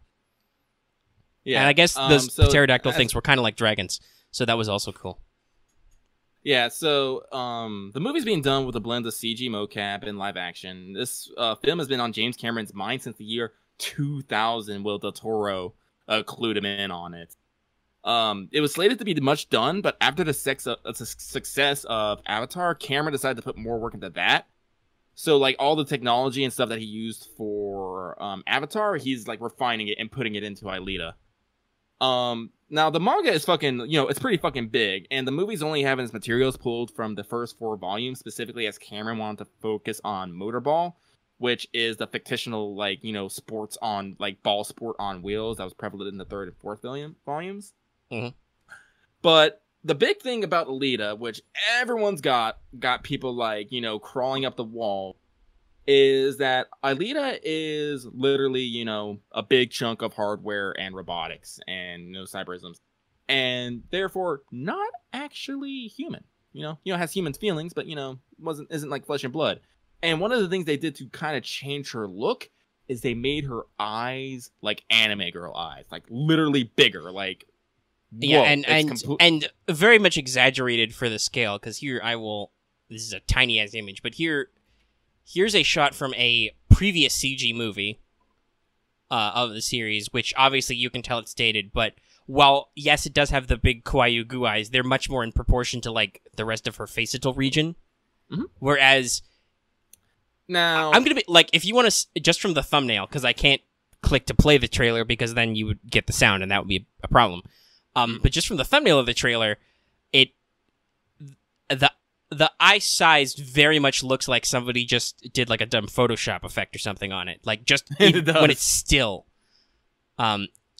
And the thing is the CG is really fucking crazy good. I mean, like, other than the fact Like- that, yeah, she does have huge eyes, like, the rest of that is just, like I said, while still, I can't tell anything else is CG about it. Yeah. And so this is where the part is people are always like, that's like not like that's too real and it's not right. What the fuck is this? And I think that's good because it is basically telling people to ask, like, is this human or not? Which is like kind of one of the things that you start butting up against with transhumanism. Like, what constitutes I mean, a human? I am sure what the guys are going for is that, but also, like, fuck, I'm looking at the trailer, which has much more normal sized eyes, like the theatrical release poster, and I'm like, wow, that looks way better. I think the concern to me is, like, obviously there's always a transition when you're going live action, you're going from anime manga to live action. And for Honestly, the love I of God, feel like Wikipedia, why can't you give me more shots of the actual manga? There's just like a cover in here, so I can't see the art style. I actually have, like, my landlord actually has, like, several of the Battle Angel Alita, but I can't, like, take pictures and shit, so sorry. All right, so yeah, But- I've looked at some, like, so obviously that's always a concern, right? Is like stylistic differences. Like I'm Yeah, because, like, looking through here's several here, so like there is definitely like the eyes thing. But hold on, let me look at that. Yeah, I feel like her forehead ratio is off. If you were gonna adopt the anime style. But here's the thing. I don't think they're adapting the anime style because, like, here's the thing. I mean, that's kind of what I'm getting at. Is like I feel like obviously that could be a point, but at the same time, it's like, I mean, you're adapting something. Because here's the thing. Like, in a world where you can make, like, lifelike robots and whatnot, how do you differentiate them between a human and other robots? You have to actually literally make them something off because, like, Alita, like from, like, her, like, neckline, like, her, I'd say collarbone, like, area down. It's just, like, nothing but robotics. But when she puts on, like, fucking clothes yeah, I and was just shit, saying that, like, and there's even shots of her with her, from the movie with her arms exposed, and they're very much like cyborg skeletal arms, right? Like, they're very clearly cybernetic. yeah. But It's like, where, like, so, where do like, you, they how do obviously you have done that. The question is just, like, when she's in a costume, it's not as obvious. I don't know. Like, it... To me, I can be like, yeah, I can see if they're trying to go for some kind of, like, thematic visual thing, but it's just... Looking at it like this, especially compared to the original art style, it looks almost like a step too far. Like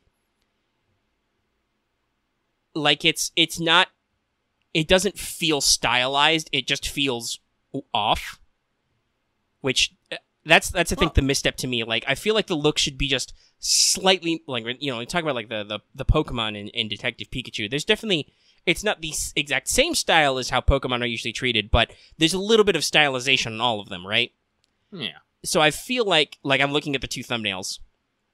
Like, I feel like Alita should be just slightly more stylized. Otherwise, it's kind of like off-putting.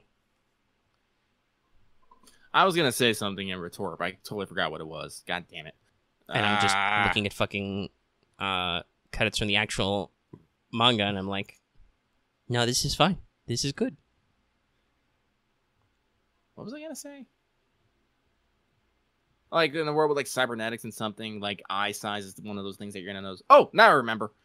Like, here's the thing. Like, I'm okay with you being all like, what the fuck is this?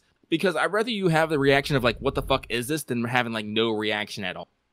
Because, like, well, I mean, like, to me, it's like, I mean, I get you, and I'm cutting you off probably, but like, yeah. My immediate response to that thought is like, yeah, but there's a fucking storytelling. Like, if you want me to draw like different connections and stuff, you don't have to do something that's going to take me out of the movie the entire time, because I bet this will.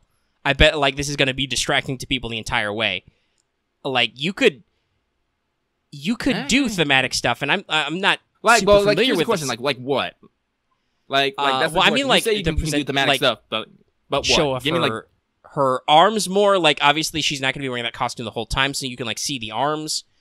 I mean, I'm not... If you're doing, like, pure CG, you could adjust the ratio so that, like, the rest of her doesn't necessarily look quite so realistic, and then you've got big, goofy eyeballs glued on. Like, I don't know, like, it's a stylistic choice, and I understand what they're going for, but at the same time, just, and in terms of a, like, movie or a hybrid movie, I'm just going, like, I feel like you're just going to distract me the entire time, and you don't actually want to distract me the entire time. You only want to distract me some of the time, because at some point, the movie has to stand on its own, right? And, like, it's a whole narrative experience. There should be a narrative here. Like, if you want to harken to the themes of, like, oh, is she a real person or not? You should actually tell that in the fucking story. Yeah, like, that's the thing. Let's say you're watching a movie. I was just going to say, like, the manga, I assume the manga does not need to, like, make a big deal about how she looks different, because she doesn't really look different than any of the characters, because they're all in a kind of like a manga style. Yeah, because that's all stylized art to begin with. Here, you're having a live action movie where everyone already looks kind of the same, and you don't have any clear distinct art style. All you can have is, like, themes, which is going to be, like, oversaturated with sci-fi. That means don't make a fucking live action movie. You don't have to adapt things. that I think is my ultimate thought on this, is just like it. You know, that's always a concern, I think, with certain types of adaptations, like fucking Ghost in the Shell. That was not that was not good. No. That was bad in a lot of ways, and a lot of people. I didn't see it myself, but I heard people talk about it, and I heard people who liked Ghost in the Shell talk about it. I'm like, no, I think you tried something and you didn't go in the right direction enough, and it didn't work. See, what I'm hoping for Alita is people are going to go into the movie, like, weirded out by these fucking eyes, but by the end of it, they're just going to have accepted it and gone with the flow. Yeah, I guess that's the question, is, right, like, it from the top, it looks like this is going to be a distraction the whole time. Will the movie actually will it suck you in enough that you actually believe it? Yeah. The way people are reacting to the trailers, it sounds like no, but I don't know. That's like I said, like, I would have either gone, like, for a more stylized film in general. Honestly, like, if the whole film was like stylization, or I would have. That'd be good, but yeah. I would have, like, relaxed the stylization a little bit and just let the movie be more immersive to people and just let people suck it in. Like, fuck, people bought Avatar. Like, people really did buy that film. I mean, there were complaints about the plot of that movie, but, like, environmentally, that was great. That was pretty. That was pretty as fuck. Very pretty, and honestly, like, the Na'vi didn't seem, like, too weird. Like, they were alien, but they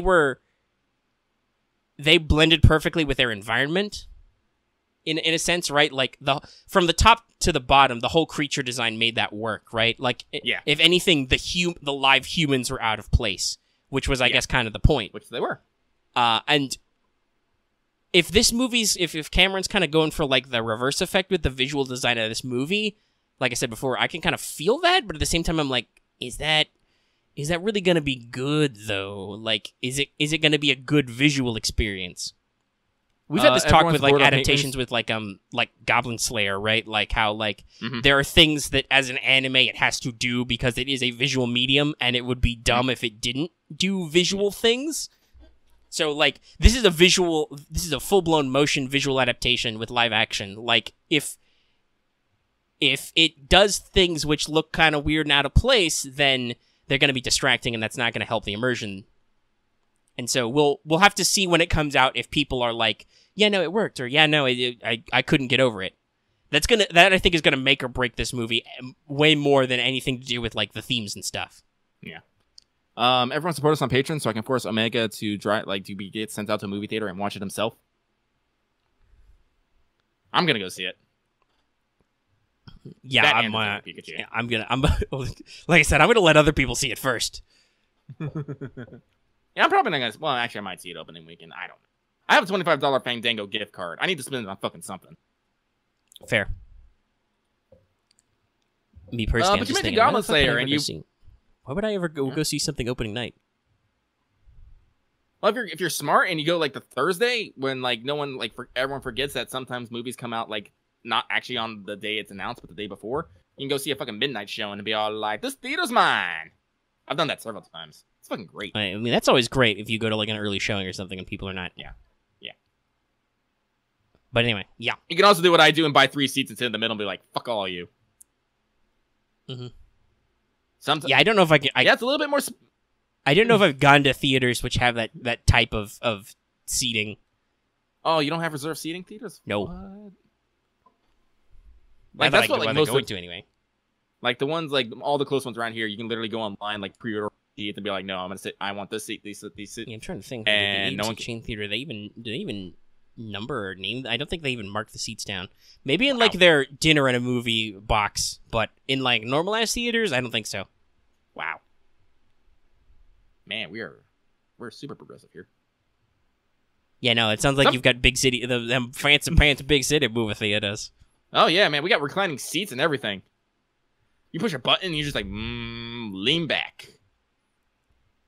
God, leaning back, I can't even imagine. It's a luxury too far. What is this bougie as fuck movie theaters you go to? On the other hand, like I said, there used to be a place I lived that was a small town where you could get like, you know, $4 or $5 matinees on an afternoon. Oh yeah, and all the seats are actually connected, so if you just put up the middle pieces, you can actually lay down. I've done that. Great. Anyway, I think you segued into Goblin Slayer for me. Yeah, I did, because you mentioned Avengers and Goblin Slayer, because Goblin Slayer, it's getting that D&D feel. Real good. Yeah, once again, we want to talk about how to actually adventure with Goblin Slayer. First of all, don't be CG. Oh my god, I can't get over that. I know. Like this really is the like example of like this sort of thing can totally hurt something. Like every time it's jarring. It's jarring as fuck. Like I'll fight for Alita, but I can't see a Goblin Slayer. God, why? Every time I'm like, oh, and Goblin Slayer CG again. Every time. Why? He's not doing anything. He's literally not doing anything. Why is he CG? He's just standing and walking in a group, and we have to make him pop. So he's a fucking CG model in this scene. I don't know. But they go into some sewers. In what I think is literally a classic D&D adventure where the bartender tells you, yeah, there's some shit in the sewers. Go down the well out back. It's literally what they do. They meet the Sword Maiden, who is super blind. And honestly, she really is, character design-wise, she really is just, you know, priestess with a couple extra years and inches and a blindfold. Like, but here's the thing. It's totally a justice parallel, because her god is like literally like the god of law, and here's this blindfolded woman. Yeah, she can't see normally, and her sword also has a very scale like effect to it. Look, like it looks like she could be holding either the sword or scales. Yeah. So but also the character design's really clever, but also it's funny how weirdly samey they are. Titty and ass. Also, there's that. Character designs, how to make them memorable. Give them the booty. To which Goblin Slayer goes, these are not goblins. Literally, I'm sure at some point. Like, honestly, like, the series is not meant to be a comedy, but oh my god, just how fucking deadpan Goblin Slayer is sometimes. Listen, just because you're not meant to be a comedy doesn't mean you can't have levity, especially in how fucking dark and brutal that Goblin Slayer is sometimes. The Goblin Slayer's almost literal autistic focus on killing goblins is a great tension breaker. Like, there's a scene where a giant alligator literally busts out of the sewer, and Goblin Slayer just stares at it and goes, that is not a goblin. Everyone's like, yeah, shit! He is in his normal deadpan voice. He's just like, oh, this is not a goblin. And Elf yells at him like, thank you for stating the obvious. There's another point where he walks up to the table and he's like, I'm gonna go kill some goblins. And Priestess is like, buddy, GS, I've told you, this isn't how people talk. This is just you saying something, and then like everybody else gets into it, right?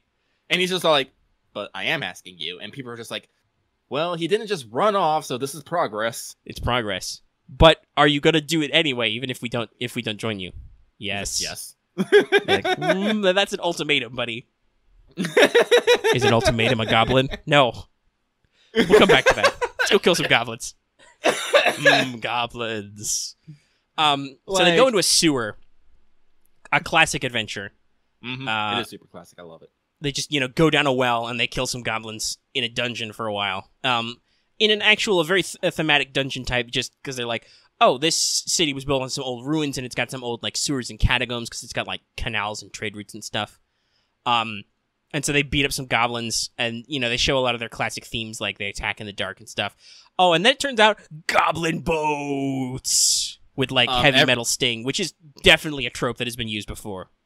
Everyone, take a moment to go Google I'm on a Boat by The Lonely Island and play it. Just to yeah, because there are goblins on some fucking boats. Mm-hmm. And, just a fucking boat full of goblins just shows up out of nowhere, rowing in the goblins. No idea how they're powered. We should be very lucky considering the goblins that they're not, like, slave-powered or something, like actual Viking longboats or anything, where you get your lowest levels of society to row. Actually, it's a classic of a lot of naval combat. But anyway, and then they're like, fuck, we gotta take out this boat. This boat's bad news. And by the way, he cannot use fire, poison, or waterboard the goblin. This has been made abundantly clear. Yeah, the party's laying out some rules for Goblin Slayer. It's like, okay, listen, we know you hate goblins, and we know you want to kill goblins, and we're here to help you kill goblins. You can't collapse any buildings on them in this city full of people, or anything like that. We've had enough of your catastrophic fuckery. We're just gonna shoot all the goblins. Oh, no, it's gonna be great. Like here in a couple episodes. Oh yeah. Like, No, I'm waiting. There are a great many fun tips and tricks that are gonna come out. But yeah, no. So they're just like, okay, fuck, we gotta kill some goblins. And they're like there's a brief hesitation, like, oh fuck, there's a lot of goblins. What do we do? Goblin Slayer just throws his sword and kills the goblin pirate captain with the fucking eye patch. Like, a lot of the goblins are just the same model over and over again, basically, but there's a couple who have some unique flares. The guys who are clearly the captains of the boats are one. Mm-hmm. And, Goblin Slayer just throws his sword and he's like, I'm gonna kill some goblins, and he jumps onto the boat and they start kicking goblin ass. The goblins shoot arrows back. High Elf is very against stealing the goblins' ammunition because their arrows are shitty. But she has taken up the habit of, picking up her own arrows afterwards, Because she doesn't have unlimited arrows. Yeah. Goblin Slayer is learning a little bit how to be human, but, everyone else is learning how to be a little bit more efficient. Yeah. Priestess casts Protection, which is a great, really, honestly, considering how low levels she still has to be, she's only still casting like 4 or 5 spells a day. Well, that's the thing about spellcasters, like, especially low levels, you have to use what, like, few spells you have to, like, but I'm like, God, wow, Protection is really effective. It's just, like, any sort of ranged attack. Nope. So long as she can maintain concentration. That was just a solid barrier, because remember, she used it to literally trap, goblins inside so it's more like a protection against evil or something. That makes sense. Because, the High Elf shoots out of it. Oh yeah. So I guess I'm guessing it's like it would be in D&D terms. It's probably an alignment based thing. Evil creatures cannot cross it or shoot through it or something. Because she's used it to block fireballs and to block a shitload of shitty goblin arrows. That's not necessarily realistic. I'm pretty sure most players in D&D would just like buy shields and just suck it up. Yeah. They would just let them shoot it. The goblins shoot at them and like be like, yeah, we'll suck it up. But that's not how Goblin Slayer works because obviously the goblin arrows. Poisoned or some other. I'm willing to give it away because she looked cool. Oh yeah, no, it's rad, but it's definitely like most players of D&D would just be like, how much damage do goblin arrows do? I got some armor class, they're not gonna hurt me. I'm just gonna jump on this boat. Then Goblin Slayer, comes to a very strong realization after the lizardman gives him a new sword and is like, please don't throw this. I think this will suit your liking, but also please don't throw it because it's my magic dragon tooth things. By the way, Lizard Man, fucking great. Love that guy. Love that guy. Great. Honestly, Goblin Slayer is supposed to be the shore, but his is supposed to be the star, air quotes. But his supporting cast is fucking phenomenal. Oh yeah, no, they've got the party dynamic down, right? Like High Elf has her own. And the dwarf then have his own kind of like quirks, and like the lizardman, his prayers are really cool, and just like he jumps onto a boat full of goblins with Goblin Slayer because he's like I've said before, he's a shaman, but he's like still a fighter. He's still people. I think it's a fair comparison to compare him almost to like a paladin, like a non-standard one, but he's a holy warrior. Like he has certain divine gift spells, but at the same time, he's very much a frontline fighter. Like he's got a sword, and he has a tail, which he uses, and he will get in there. He will tank. Honestly, like the next time I play D&D, like I'm gonna make like a shamanistic paladin. Like I was leaning towards like something like Goblin Slayer, but no, like Luberman is like, it's like no, this is definitely a different way how to play a paladin. You don't have to be an armor toting fucking I mean, depending on what edition of D&D you're in, you do, but yeah, most later ones have fixed that a little bit. But yeah, no, like he's got certain divine miracles, but they're effective in very certain ways, and then he like jumps down and he's like, "Oh, dragon god, behold your descendant in battle," and he kicks some goblin ass. Goblin Slayer points out, "Hey, by the way, their armor just knocked them into the water because they can't fucking swim." Yeah, that's what I was thinking about. It's like, D&D's like what shields and fucking armor just soak it up. It's like I want to jump on a boat thing because if I fall off, I'm going down. Which is an actual like, especially if you consider like skill training and stuff. Like, did you remember to buy athletics? Like, or in older editions of D&D, straight up swimming. Do you have swim checks? What is your armor check penalty with heavy armor and whatever gear you're carrying? Ooh, because it's probably real. Because it is honestly like D&D is not shy about some of the penalties for that kind of shit. Like they'll be like, you're wearing full plate. That's not magic. It's just steel. Yeah, you have a big fucking penalty to swim, Chief. By the way, it takes you like 5 minutes to get out of your armor, so yes. Yeah. No. This is honestly why most people, other than like if unless you're a big shiny paladin man, like most people are like, studded leather, get me some chainmail, some half plate maybe, like. You don't go big and heavy. Yeah, you don't go big and heavy unless you are specifically, I'm the big heavy boy. Yeah. But yeah, this is also one of the reasons why I've noticed a lot of campaigns don't go like through water or sea, because that is just a real easy way to kill. Oh, it's a real pain in the ass. I would love to run an interestingly aquatic campaign because there's a lot of interesting things you could do with it, but you definitely need to make sure your players spec for that. Like to make sure that you can. That's why I just want to play Seven Seas. Like Seven Seas is what I want to do for my highfalutin. Oh yeah, no, that's deliberately designed to be a swashbuckling game. There's a system and everything. But yeah, so they jump on, they exploit grapple to shove lots of goblins in the water who then drown. Because, goblins don't know how to fucking swim. Sorry. And then it finishes it off. The dwarf has been holding back this entire time, charging his spells. And he just does a big fucking stone throw and sinks the boat. Mm-hmm. After Goblin Slayer's like, hey, just create a hole so all the stuff drains. And he's like, I don't know about that. That's going to back up the sewage. All right, fuck it, whatever. And then... they call it a swamp dragon, but a fucking giant alligator is in the sewer. And, like, it scares the shit out of them and tries to eat them. There's some great bants here. They run away. Because they call it a swamp dragon, so I think, was it the dwarf who was like, hey, is Scaly, isn't this a relative of yours? And he's like, I don't have any relatives who are that violent. Yeah, he's like, the banter's good.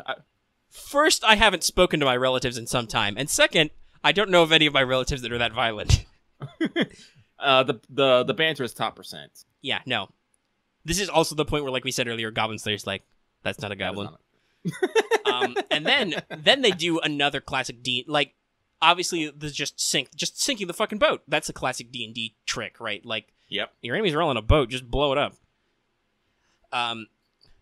Then they're like, oh, gee, there's more goblin boats? Well, we've got this angry sewer gator.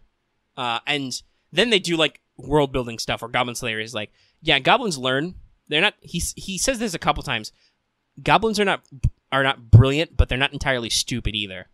Yeah. Which, very much encapsulates their mentality. He's like, they have learned, and I don't know when they learned it, and I don't know how they learned it, but they have learned that adventurers carry light. Which means they will approach lights, and so Priestess uses her last spell slot to just cast light on the alligator's tail. So there's some goblins who are like, oh, here's some adventurers. We're gonna murder fuck them. It's an alligator. It eats them and destroys their boats. More goblins dead. And Goblin Slayer is like, yeah, we really need to make sure those guys do die and stuff because, one, goblins are cowardly, so if they knew there was a sewer gator here, they definitely wouldn't have come by boat because they'd be too freaked out. But also, if goblins learn how to build boats, they're eventually all gonna know, and that's gonna suck. And that's why he's like, I must kill all goblins so they will not learn, and I will teach them nothing. Yeah, like he drops one of his big rules of adventuring, I think. Yeah. Like he was also mentioning that someone had to give the goblins these boats because they Right. cannot build them themselves. Oh, yeah, so, no. like some shit is going down. like in they these sewers. he basically concludes, okay, they can learn to sail, and that's bad, but these boats are way too complex. Somebody has to be directing them. And then there's a shot of a big scary orc goblin ogreman. Like, I gotta be honest, like As a the design for some of the different goblinoids is a little weird. Like, it's hard to tell them apart. Like, obviously, a hobgoblin is like a big full-size goblin man. Okay, I kind of follow that. And then, but like visually, this guy is shown in the shot as like halfway between the ogre, who was not a goblin, and then like a hobgoblin type guy, a hob as they called him. So it's like it's a little weird to place him. I'm sure he is probably a goblin guy. Goblin Slayer mentions goblin lords. Did he mention goblin? I think he mentions champions also explicitly. Yeah, like he mentions a couple high level goblins. So I'm sure this is one of those guys. But it's like, yeah, no. Also, I shouldn't lie to the audience. I know who the fuck it is, because I know the outline of some of the events because I did research into like the tones and thematics to do our big talk on it. So yeah, I know kind of like what challenges are coming, but I don't know any details. So, but I'll leave it open ended for you guys. Yeah, it's good. Speaking of, as I said, like aside from the CG Goblin Slayer, which I just still can't get over. No, Goblin it's so jarring. It is so jarring. But yeah, Goblin Slayer is fucking rad. Like there were some hiccups I think in the initial one. Because like people literally went into it unprepared. Yes, and also like we've said, it took them they really should have put those couple of scenes in talking about like playing dice and stuff. The gods playing dice in at the start as like a little 30-second thing, as opposed to like two little 10-second things in episodes like 3 and 4. Because I think that would have. Like, for me, just the fact that exists and the anime acknowledges that it exists, that smooths over so much stuff. Fuck yeah, the gods are literally randomly generating stuff. So, of course there's going to be weird, dumb tabletop tropes. And it's like, it's internally justified. So it's not like me asking, like, okay, but why, though? I'm like, fuck, whatever. They rolled some dice. Oh, yeah, that runs some brains. They also opened the episode with showing the fucking, hero who's... Yeah, and the sword scene. Yeah. Which is a great, which also is another thing I mentioned before that I knew about. But yeah, that's a really great, another point they talk about, because it's like, oh yeah, no, there is a 100% anime ass, full-blown Dragon Quest type chosen hero with a holy sword fucking around out here, messing people's shit up in giant holy explosions. They also mentioned, like, there is, like, the Demon King's armies being fought, and a lot of people's militaries are being diverted to that. And so that's why, like, a lot of, like, nations' militaries are like, no, we can't fucking deal with goblins. We got other shit on our plate.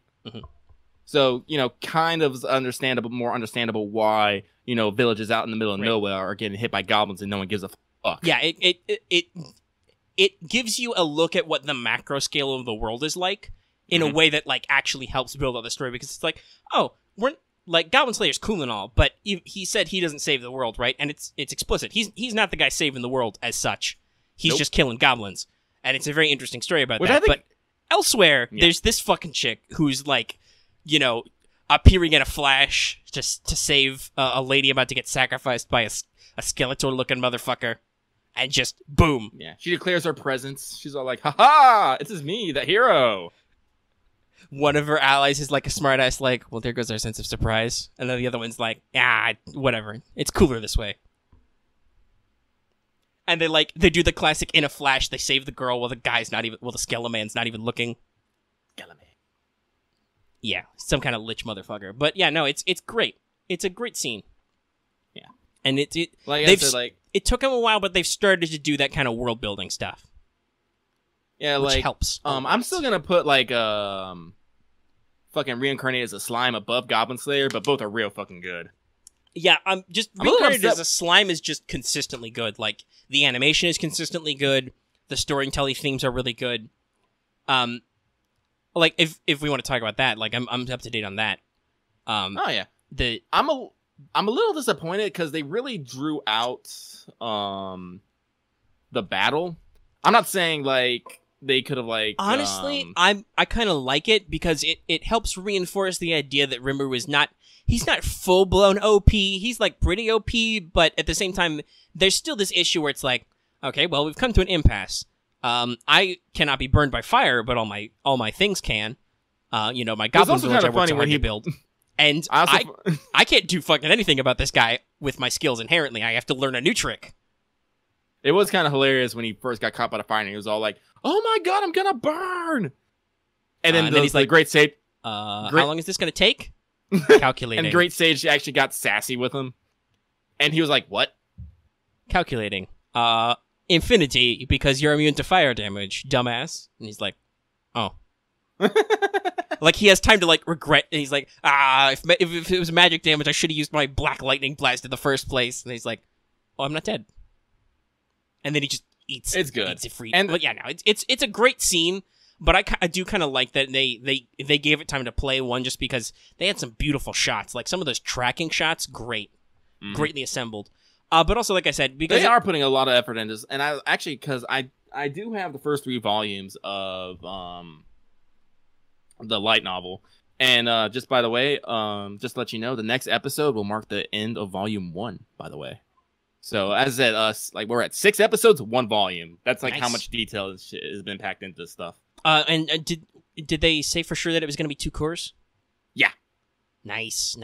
Good design. Yeah. So. As I said, no, they invested a lot into reincarnate as a slime, which is good because it's a good fucking story. Like, it's very well made, and the anime is very well produced. Like I said, they chose an interesting art style. It's not like directly like the light novel's art style, but it's still very good.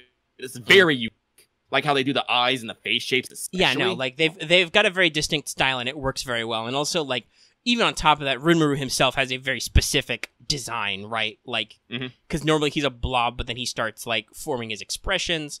Monster design animations are also really good. I'm glad that they're not excessive. Was a fucking hoot. Everyone, like, I don't know a person who did not love, like, the first couple episodes of Adora acting like how he was. Oh, and then when he shows up at the fucking end of this episode, it's like what? And you're like, oh. Hey, buddy, there's no escape. You cannot get out. You done fucked up. You done fucked up. If you want to rumble, if you want to have a little cage match, I'm Vildora Tempest, and I'll fucking fight you. Ifrit is all like, my life is fucking over. It's like, yes, it is. And of course he gets to spit the girl back out. Yep. I will note something actually interesting enough. Those scenes, here's one of the differences between the anime and the light novel. Those scenes where Rimuru was showing her memories of Japan, those don't actually happen until after the battle for various reasons, like in the light novel. So apparently they decided to switch things out and have a little bit of interaction between the slime and Shizu, like beforehand. I think because they wanted to endear Shizu to people. Yeah, I feel like they want to make sure you understand that there is something like tragic going on with her character before she just blows shit up. Yeah, because otherwise you could very much be like, oh, she was just a bad person all along. No, no, you got to build empathy. She's literally possessed by a demon, and it's kind of fucked up. Like, there was that intro scene where she has her fucking PTSD flashback to when she blew up a friend, which really sucked for her. Like, honestly, the next episode is probably going to start with another flashback scene. Mm-hmm. But hopefully she can feel better about her life because Rinmaru fucking ate that guy. Oh, yeah. I'm not going to spoil shit, but prepare for feels. I'm sure. Well, you're probably ain't going to have feels because you're an emotionless husk, but whatever. I am a rock in an ocean. But yeah, no, like I said, like, the fact that the two characters are quite powerful, but they start immediately with an impasse. Not that you realize that until later, but it's like, oh, these guys were basically originally evenly matched, and it wasn't until Rinmaru was like, oh, you use ice magic? Hey, I'm gonna eat that. Like, he still has to adapt and overcome. But he always has the tool to adapt and overcome. Mm-hmm. Sometimes, I will say later, he's gonna start pulling off some weird ass shit, but it's still all fun because honestly, his personality is one of the things that I fucking love. Oh yeah, no, like that's the best thing, and the thing that they always sold like this series right away was they established him in the real world as a little bit neurotic, a little bit overworked, right? But he was fundamentally a good guy. A good guy. He was a good guy who liked nerdy things, something that a lot of people watching this anime could fucking relate to. Yeah, like he had hopes and dreams that he couldn't get to because sometimes real life's coming at you. And then he gets turned into a slime, and then he gets the toolkit he needs to, like, actually have some kind of, like, nerdy fun in his life. And just because he's really strong doesn't mean that things go his way. Like, there's a lot of hiccups and stuff where he's trying to figure out what the fuck he's doing. And then, like, in this episode, well, you spent all that effort building the fucking Goblin Village, and it got burned down. I'm sure you'll build it back, but, you did lose all your effort. But, it's still super fun. It's super great. Always want more. We're at almost 2.5 hours now. And it's like 6:30, so it's like 3:30 for you. Do you want to just go ahead and roll this down? Yeah, let's roll this down. All right, we'll go ahead and wrap up. Lucky wants to talk more about Isekai next time. Maybe it's like a full topic. That's Lucky's dream episode where he does nothing but talk about Isekai for 3 hours. Man, there are so many isekai I could talk about of like all different genres. When we were doing Power Hour, we wanted to transition into topic-based shows just so you could do an entire episode about isekai. Yeah, but then I realized that's a ridiculous amount of research that I just do not want to fucking do. No, we don't want to do polished theme videos. We want to ramble at the microphone for hours at a time. Yeah. Unfiltered opinions, ladies and gentlemen. One of the things I noticed is like a lot of isekais, they don't explain like how the isekai works. It just fucking is. Like usually like it's literally the guy dies and gets reincarnated for some odd reason. It just fucking happens. It's like usually the most like lame ass excuse for whatever it happens. Like honestly, sort of like, you know me, I'll defend Sword Art Online. Sword Art Online like literally had one of like I can't. It's not technically an isekai, but technically kind of is. Trapped in another fucking world, not like a thing world. It's literally had one of the like most legit fucking reasons. Like, no, this dude literally decided to trap all these fucking people in this game and force them to. That's another reason why Konosuba is great too, because the fact that there is a mechanism and that then Kazuma exploits the mechanism for his own petty revenge is what makes that show start. Yeah. And there's a perfectly reasonable explanation for isekai. They're like, this world's harsh as balls, so we need extra human souls because there are not enough human souls to go around here. So you want to reincarnate? We'll give you something cool. Yeah, it's like a lot of isekai I read, like they're like good stories and all, but like it's usually the guy dies. It's a hero summoning system, just complete bullshit reason. Like, oh, I just woke up here one fucking day. And they usually fall into one of those three tropes. Yeah, when I wrote a super gag heavy, like literally, different types of elves are different flavors. Oh yeah. It was very joke heavy. There are no like dwarves or gnomes. There's, I call them like spirare, like the Latin for sprite, and they're just animu as fuck tiny people. Hell yeah. But. That was the thing I came up with is I need a mechanism for this, which is just I stole the Konosuba this fantasy ass world needs extra people in the cycle of reincarnation to keep it going. So you guys get player character levels. It's fun.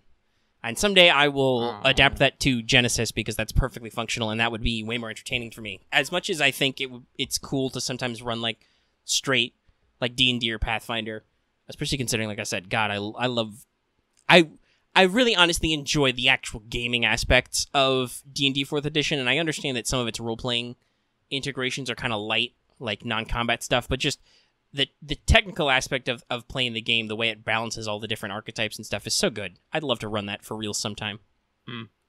But I would just convert it to Genesis because I think we're way more comfortable with just that type of like playing, and to me it's just so easy to GM to just be like, just throw some purple dice at it. Oh, you don't have any fucking skills in that? Whatever, you just roll some green dice. You're fine. This lunatic, by the way, for people at home, I'm cocking the thumb in the virtual direction of Lucky. This lunatic flew a TIE fighter with no skill dice. Several times, I think. Yeah. Lucky does crazy shit all the fucking time. I think you did it in a chase, actually. As a complete, absolute mad lad Batman. Because he was playing a Chadrafin. He was literally a tiny Batman. I was a tiny Batman. It was fucking great. You literally engaged in a chase with other TIE fighters and a stolen TIE fighter with no skill in gunnery or pilot at the time. You were just raw agility. I don't think you even had your force power yet. Like, you didn't think you'd bought enhanced yet. You were just winging it. Well, I'm sorry. Like, if there's one thing Lucky is fucking good at, it's fucking winging it, okay? I am fucking amazing at it. Like, like you know the saying like no plan survives contact with the no plan survives contact with the enemy. Immediately after that point, that's when I come in and I just wreck shit. Like, yeah. So like, oh man, like I could regale people like for a long ass time on the mini adventures of Ticket, the Chadra fan.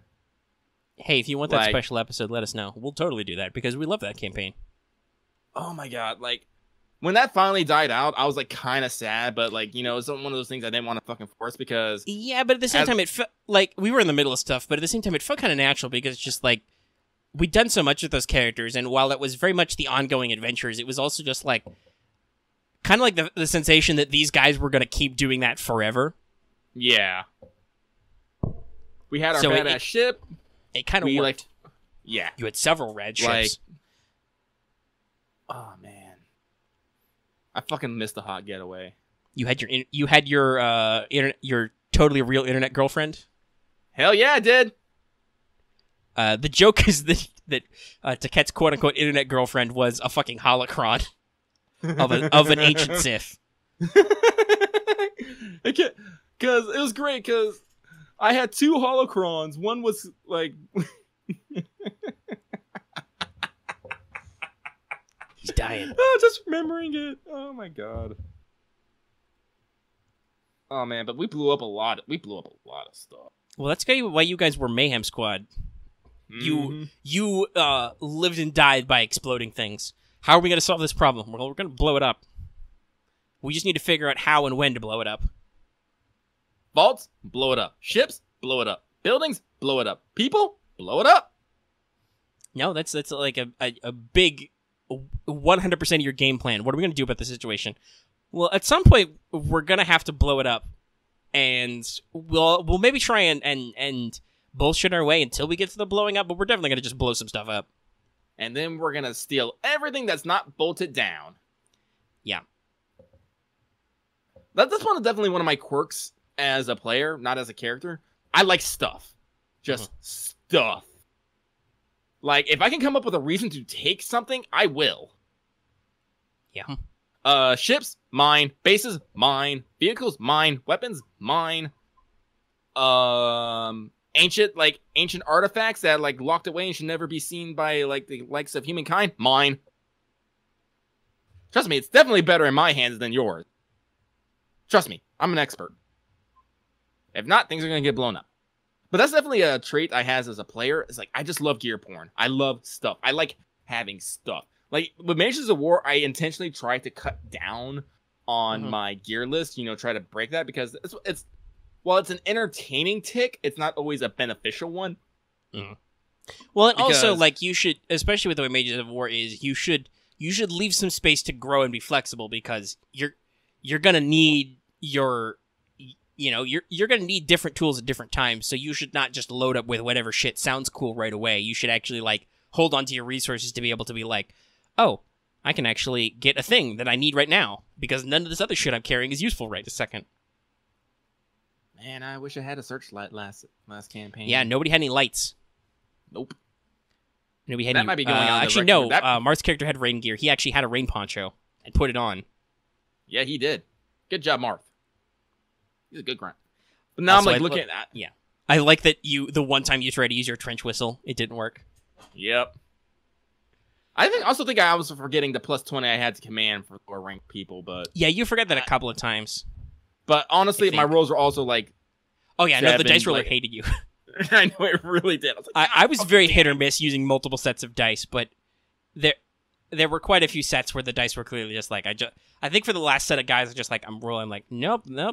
Okay, so everybody failed their evasion, so you blow all of them up. Fucking freak ass storm. I don't know. This is something I also mentioned is I'm trying to like cement my character better. Like honestly, I have my adjutant's character like pretty well set already. She's kind of snippy, kind of cold, but you know there is definitely a familiarity to her fucking commander in there. Is she maybe is she maybe a love interest to him? I don't fucking know. But definitely my actual player, like I'm still trying to get like how do I want this guy to be? I kind of want him to be laid back, but you know, seen some shit. which I'm trying to do. Which I tried to like do like at the briefing. It's all like, why are we gonna like go risk people when we can just literally blow them up? And I'm like, do you have a problem with this? No, not really. Yes, I do actually.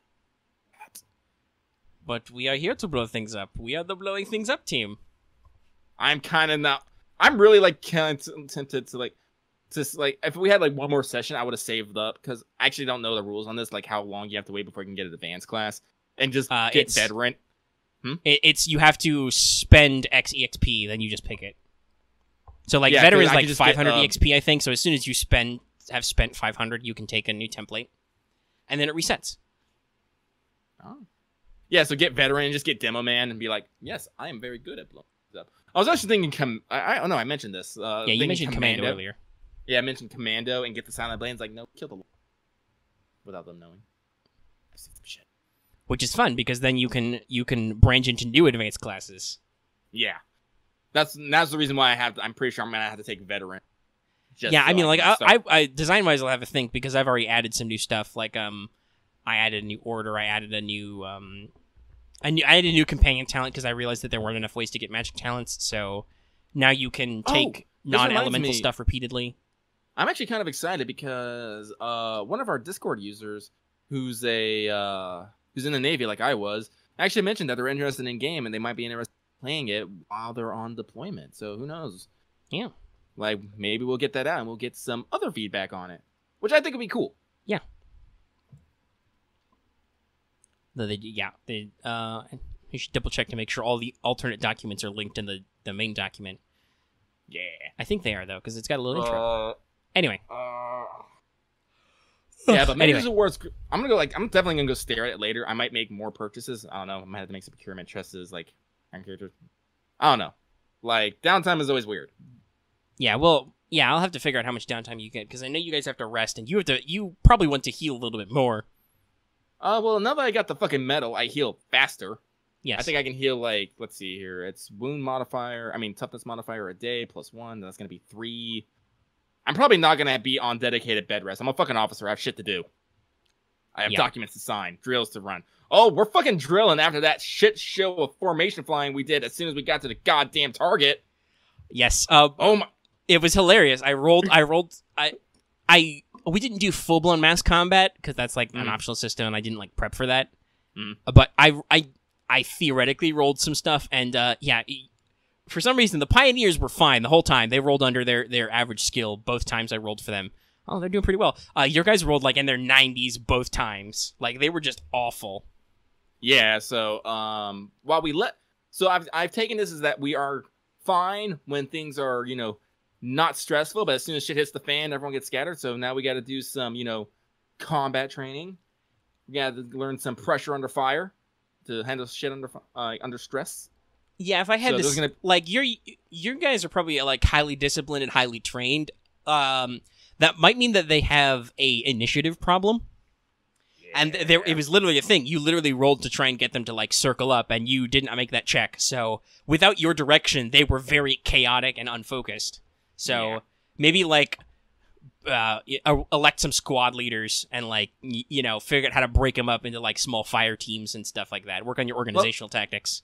Yeah, I know, but that's the thing that means like I actually have to like start like that means I have to pull up a stat block of how many people I have and like skill sets and what people do and shit. I mean, we totally could do that. We totally could. Like I said, there's mass combat rules and there's rules for like mission specialists and stuff. We could figure out what what guys do what in your squad, and also if you give them more NPC names, it's way more impactful when they eat a random bullet. I'm sorry, what? Oh man, we could totally turn this into VC, like legit VC. I'm down to clown with this. Let's do it. But yeah, no, I mean that was kind of the idea when you ended up being an officer, and I was like, by the way, you're a platoon commander, like you've got like 30 or 40 guys with you. Yeah, but let's I'll start pulling up some fucking names. Fire team is like 4 guys, so that's basically the 2 players and their 2 companions is like the lead fire team, which makes sense because then you've got your exo, you've got your generic shootman, and you've got your medic. So that makes a solid command element. You've got basically a basic as a rifleman, you've got the corpsman, and you've got the 2 commanders. But like, should make Mark be is a their radio entire man. rest of your team all just riflemen? Technically, that's what your title is. Your Fusiliers, your guard riflemans. Communications team. Like that was the thing that came up. We were like, yeah, this weather's really bad. You're as much as we allow the anachronism of the fact that you have Saga of Tanya style wearable radios, they're not great. Wireless technology is not great in this era. It's all shortwave. Yeah, no. You can talk to the guys you're flying a couple hundred meters above. That's about it. Yeah. Which is also another fun conversation. We were like, "Oh, we can just fly above the clouds." I'm like, "I don't think you can fly above the clouds. You only got a few hundred meters." And you're like, "Yeah, oh, I know." geez. I actually looked how hot. Yeah, I actually had to look up how high I could like thunder sky. I was like, "There's no fucking way." Jesus fucking no. Yeah, like the anime thing was like you guys can. The fact that you can fly several hundred meters off the ground is a very big deal. Dedicated planes can fly quite a bit higher and easier if they have to. So, like, it's not like you guys obsolete air travel. It's just, I mean, if you've ever watched Saga of Tanya or, like, Strike Witches or any of these other, like, flying mages fighting type series. They're way fucking up there. It's kind of crazy. They get pretty up there, but also, they're agile as fuck. Yeah. Which is really what you guys get, because you guys can go, like, 360 in any direction with a flying unit and just do stuff. Like, I'm honestly, if it weren't for the fact that you guys were such terrible shots in such bad conditions, I expect you would have been more mobile, but you guys basically had to aim and shoot to have a chance of hitting, and you were still failing a lot.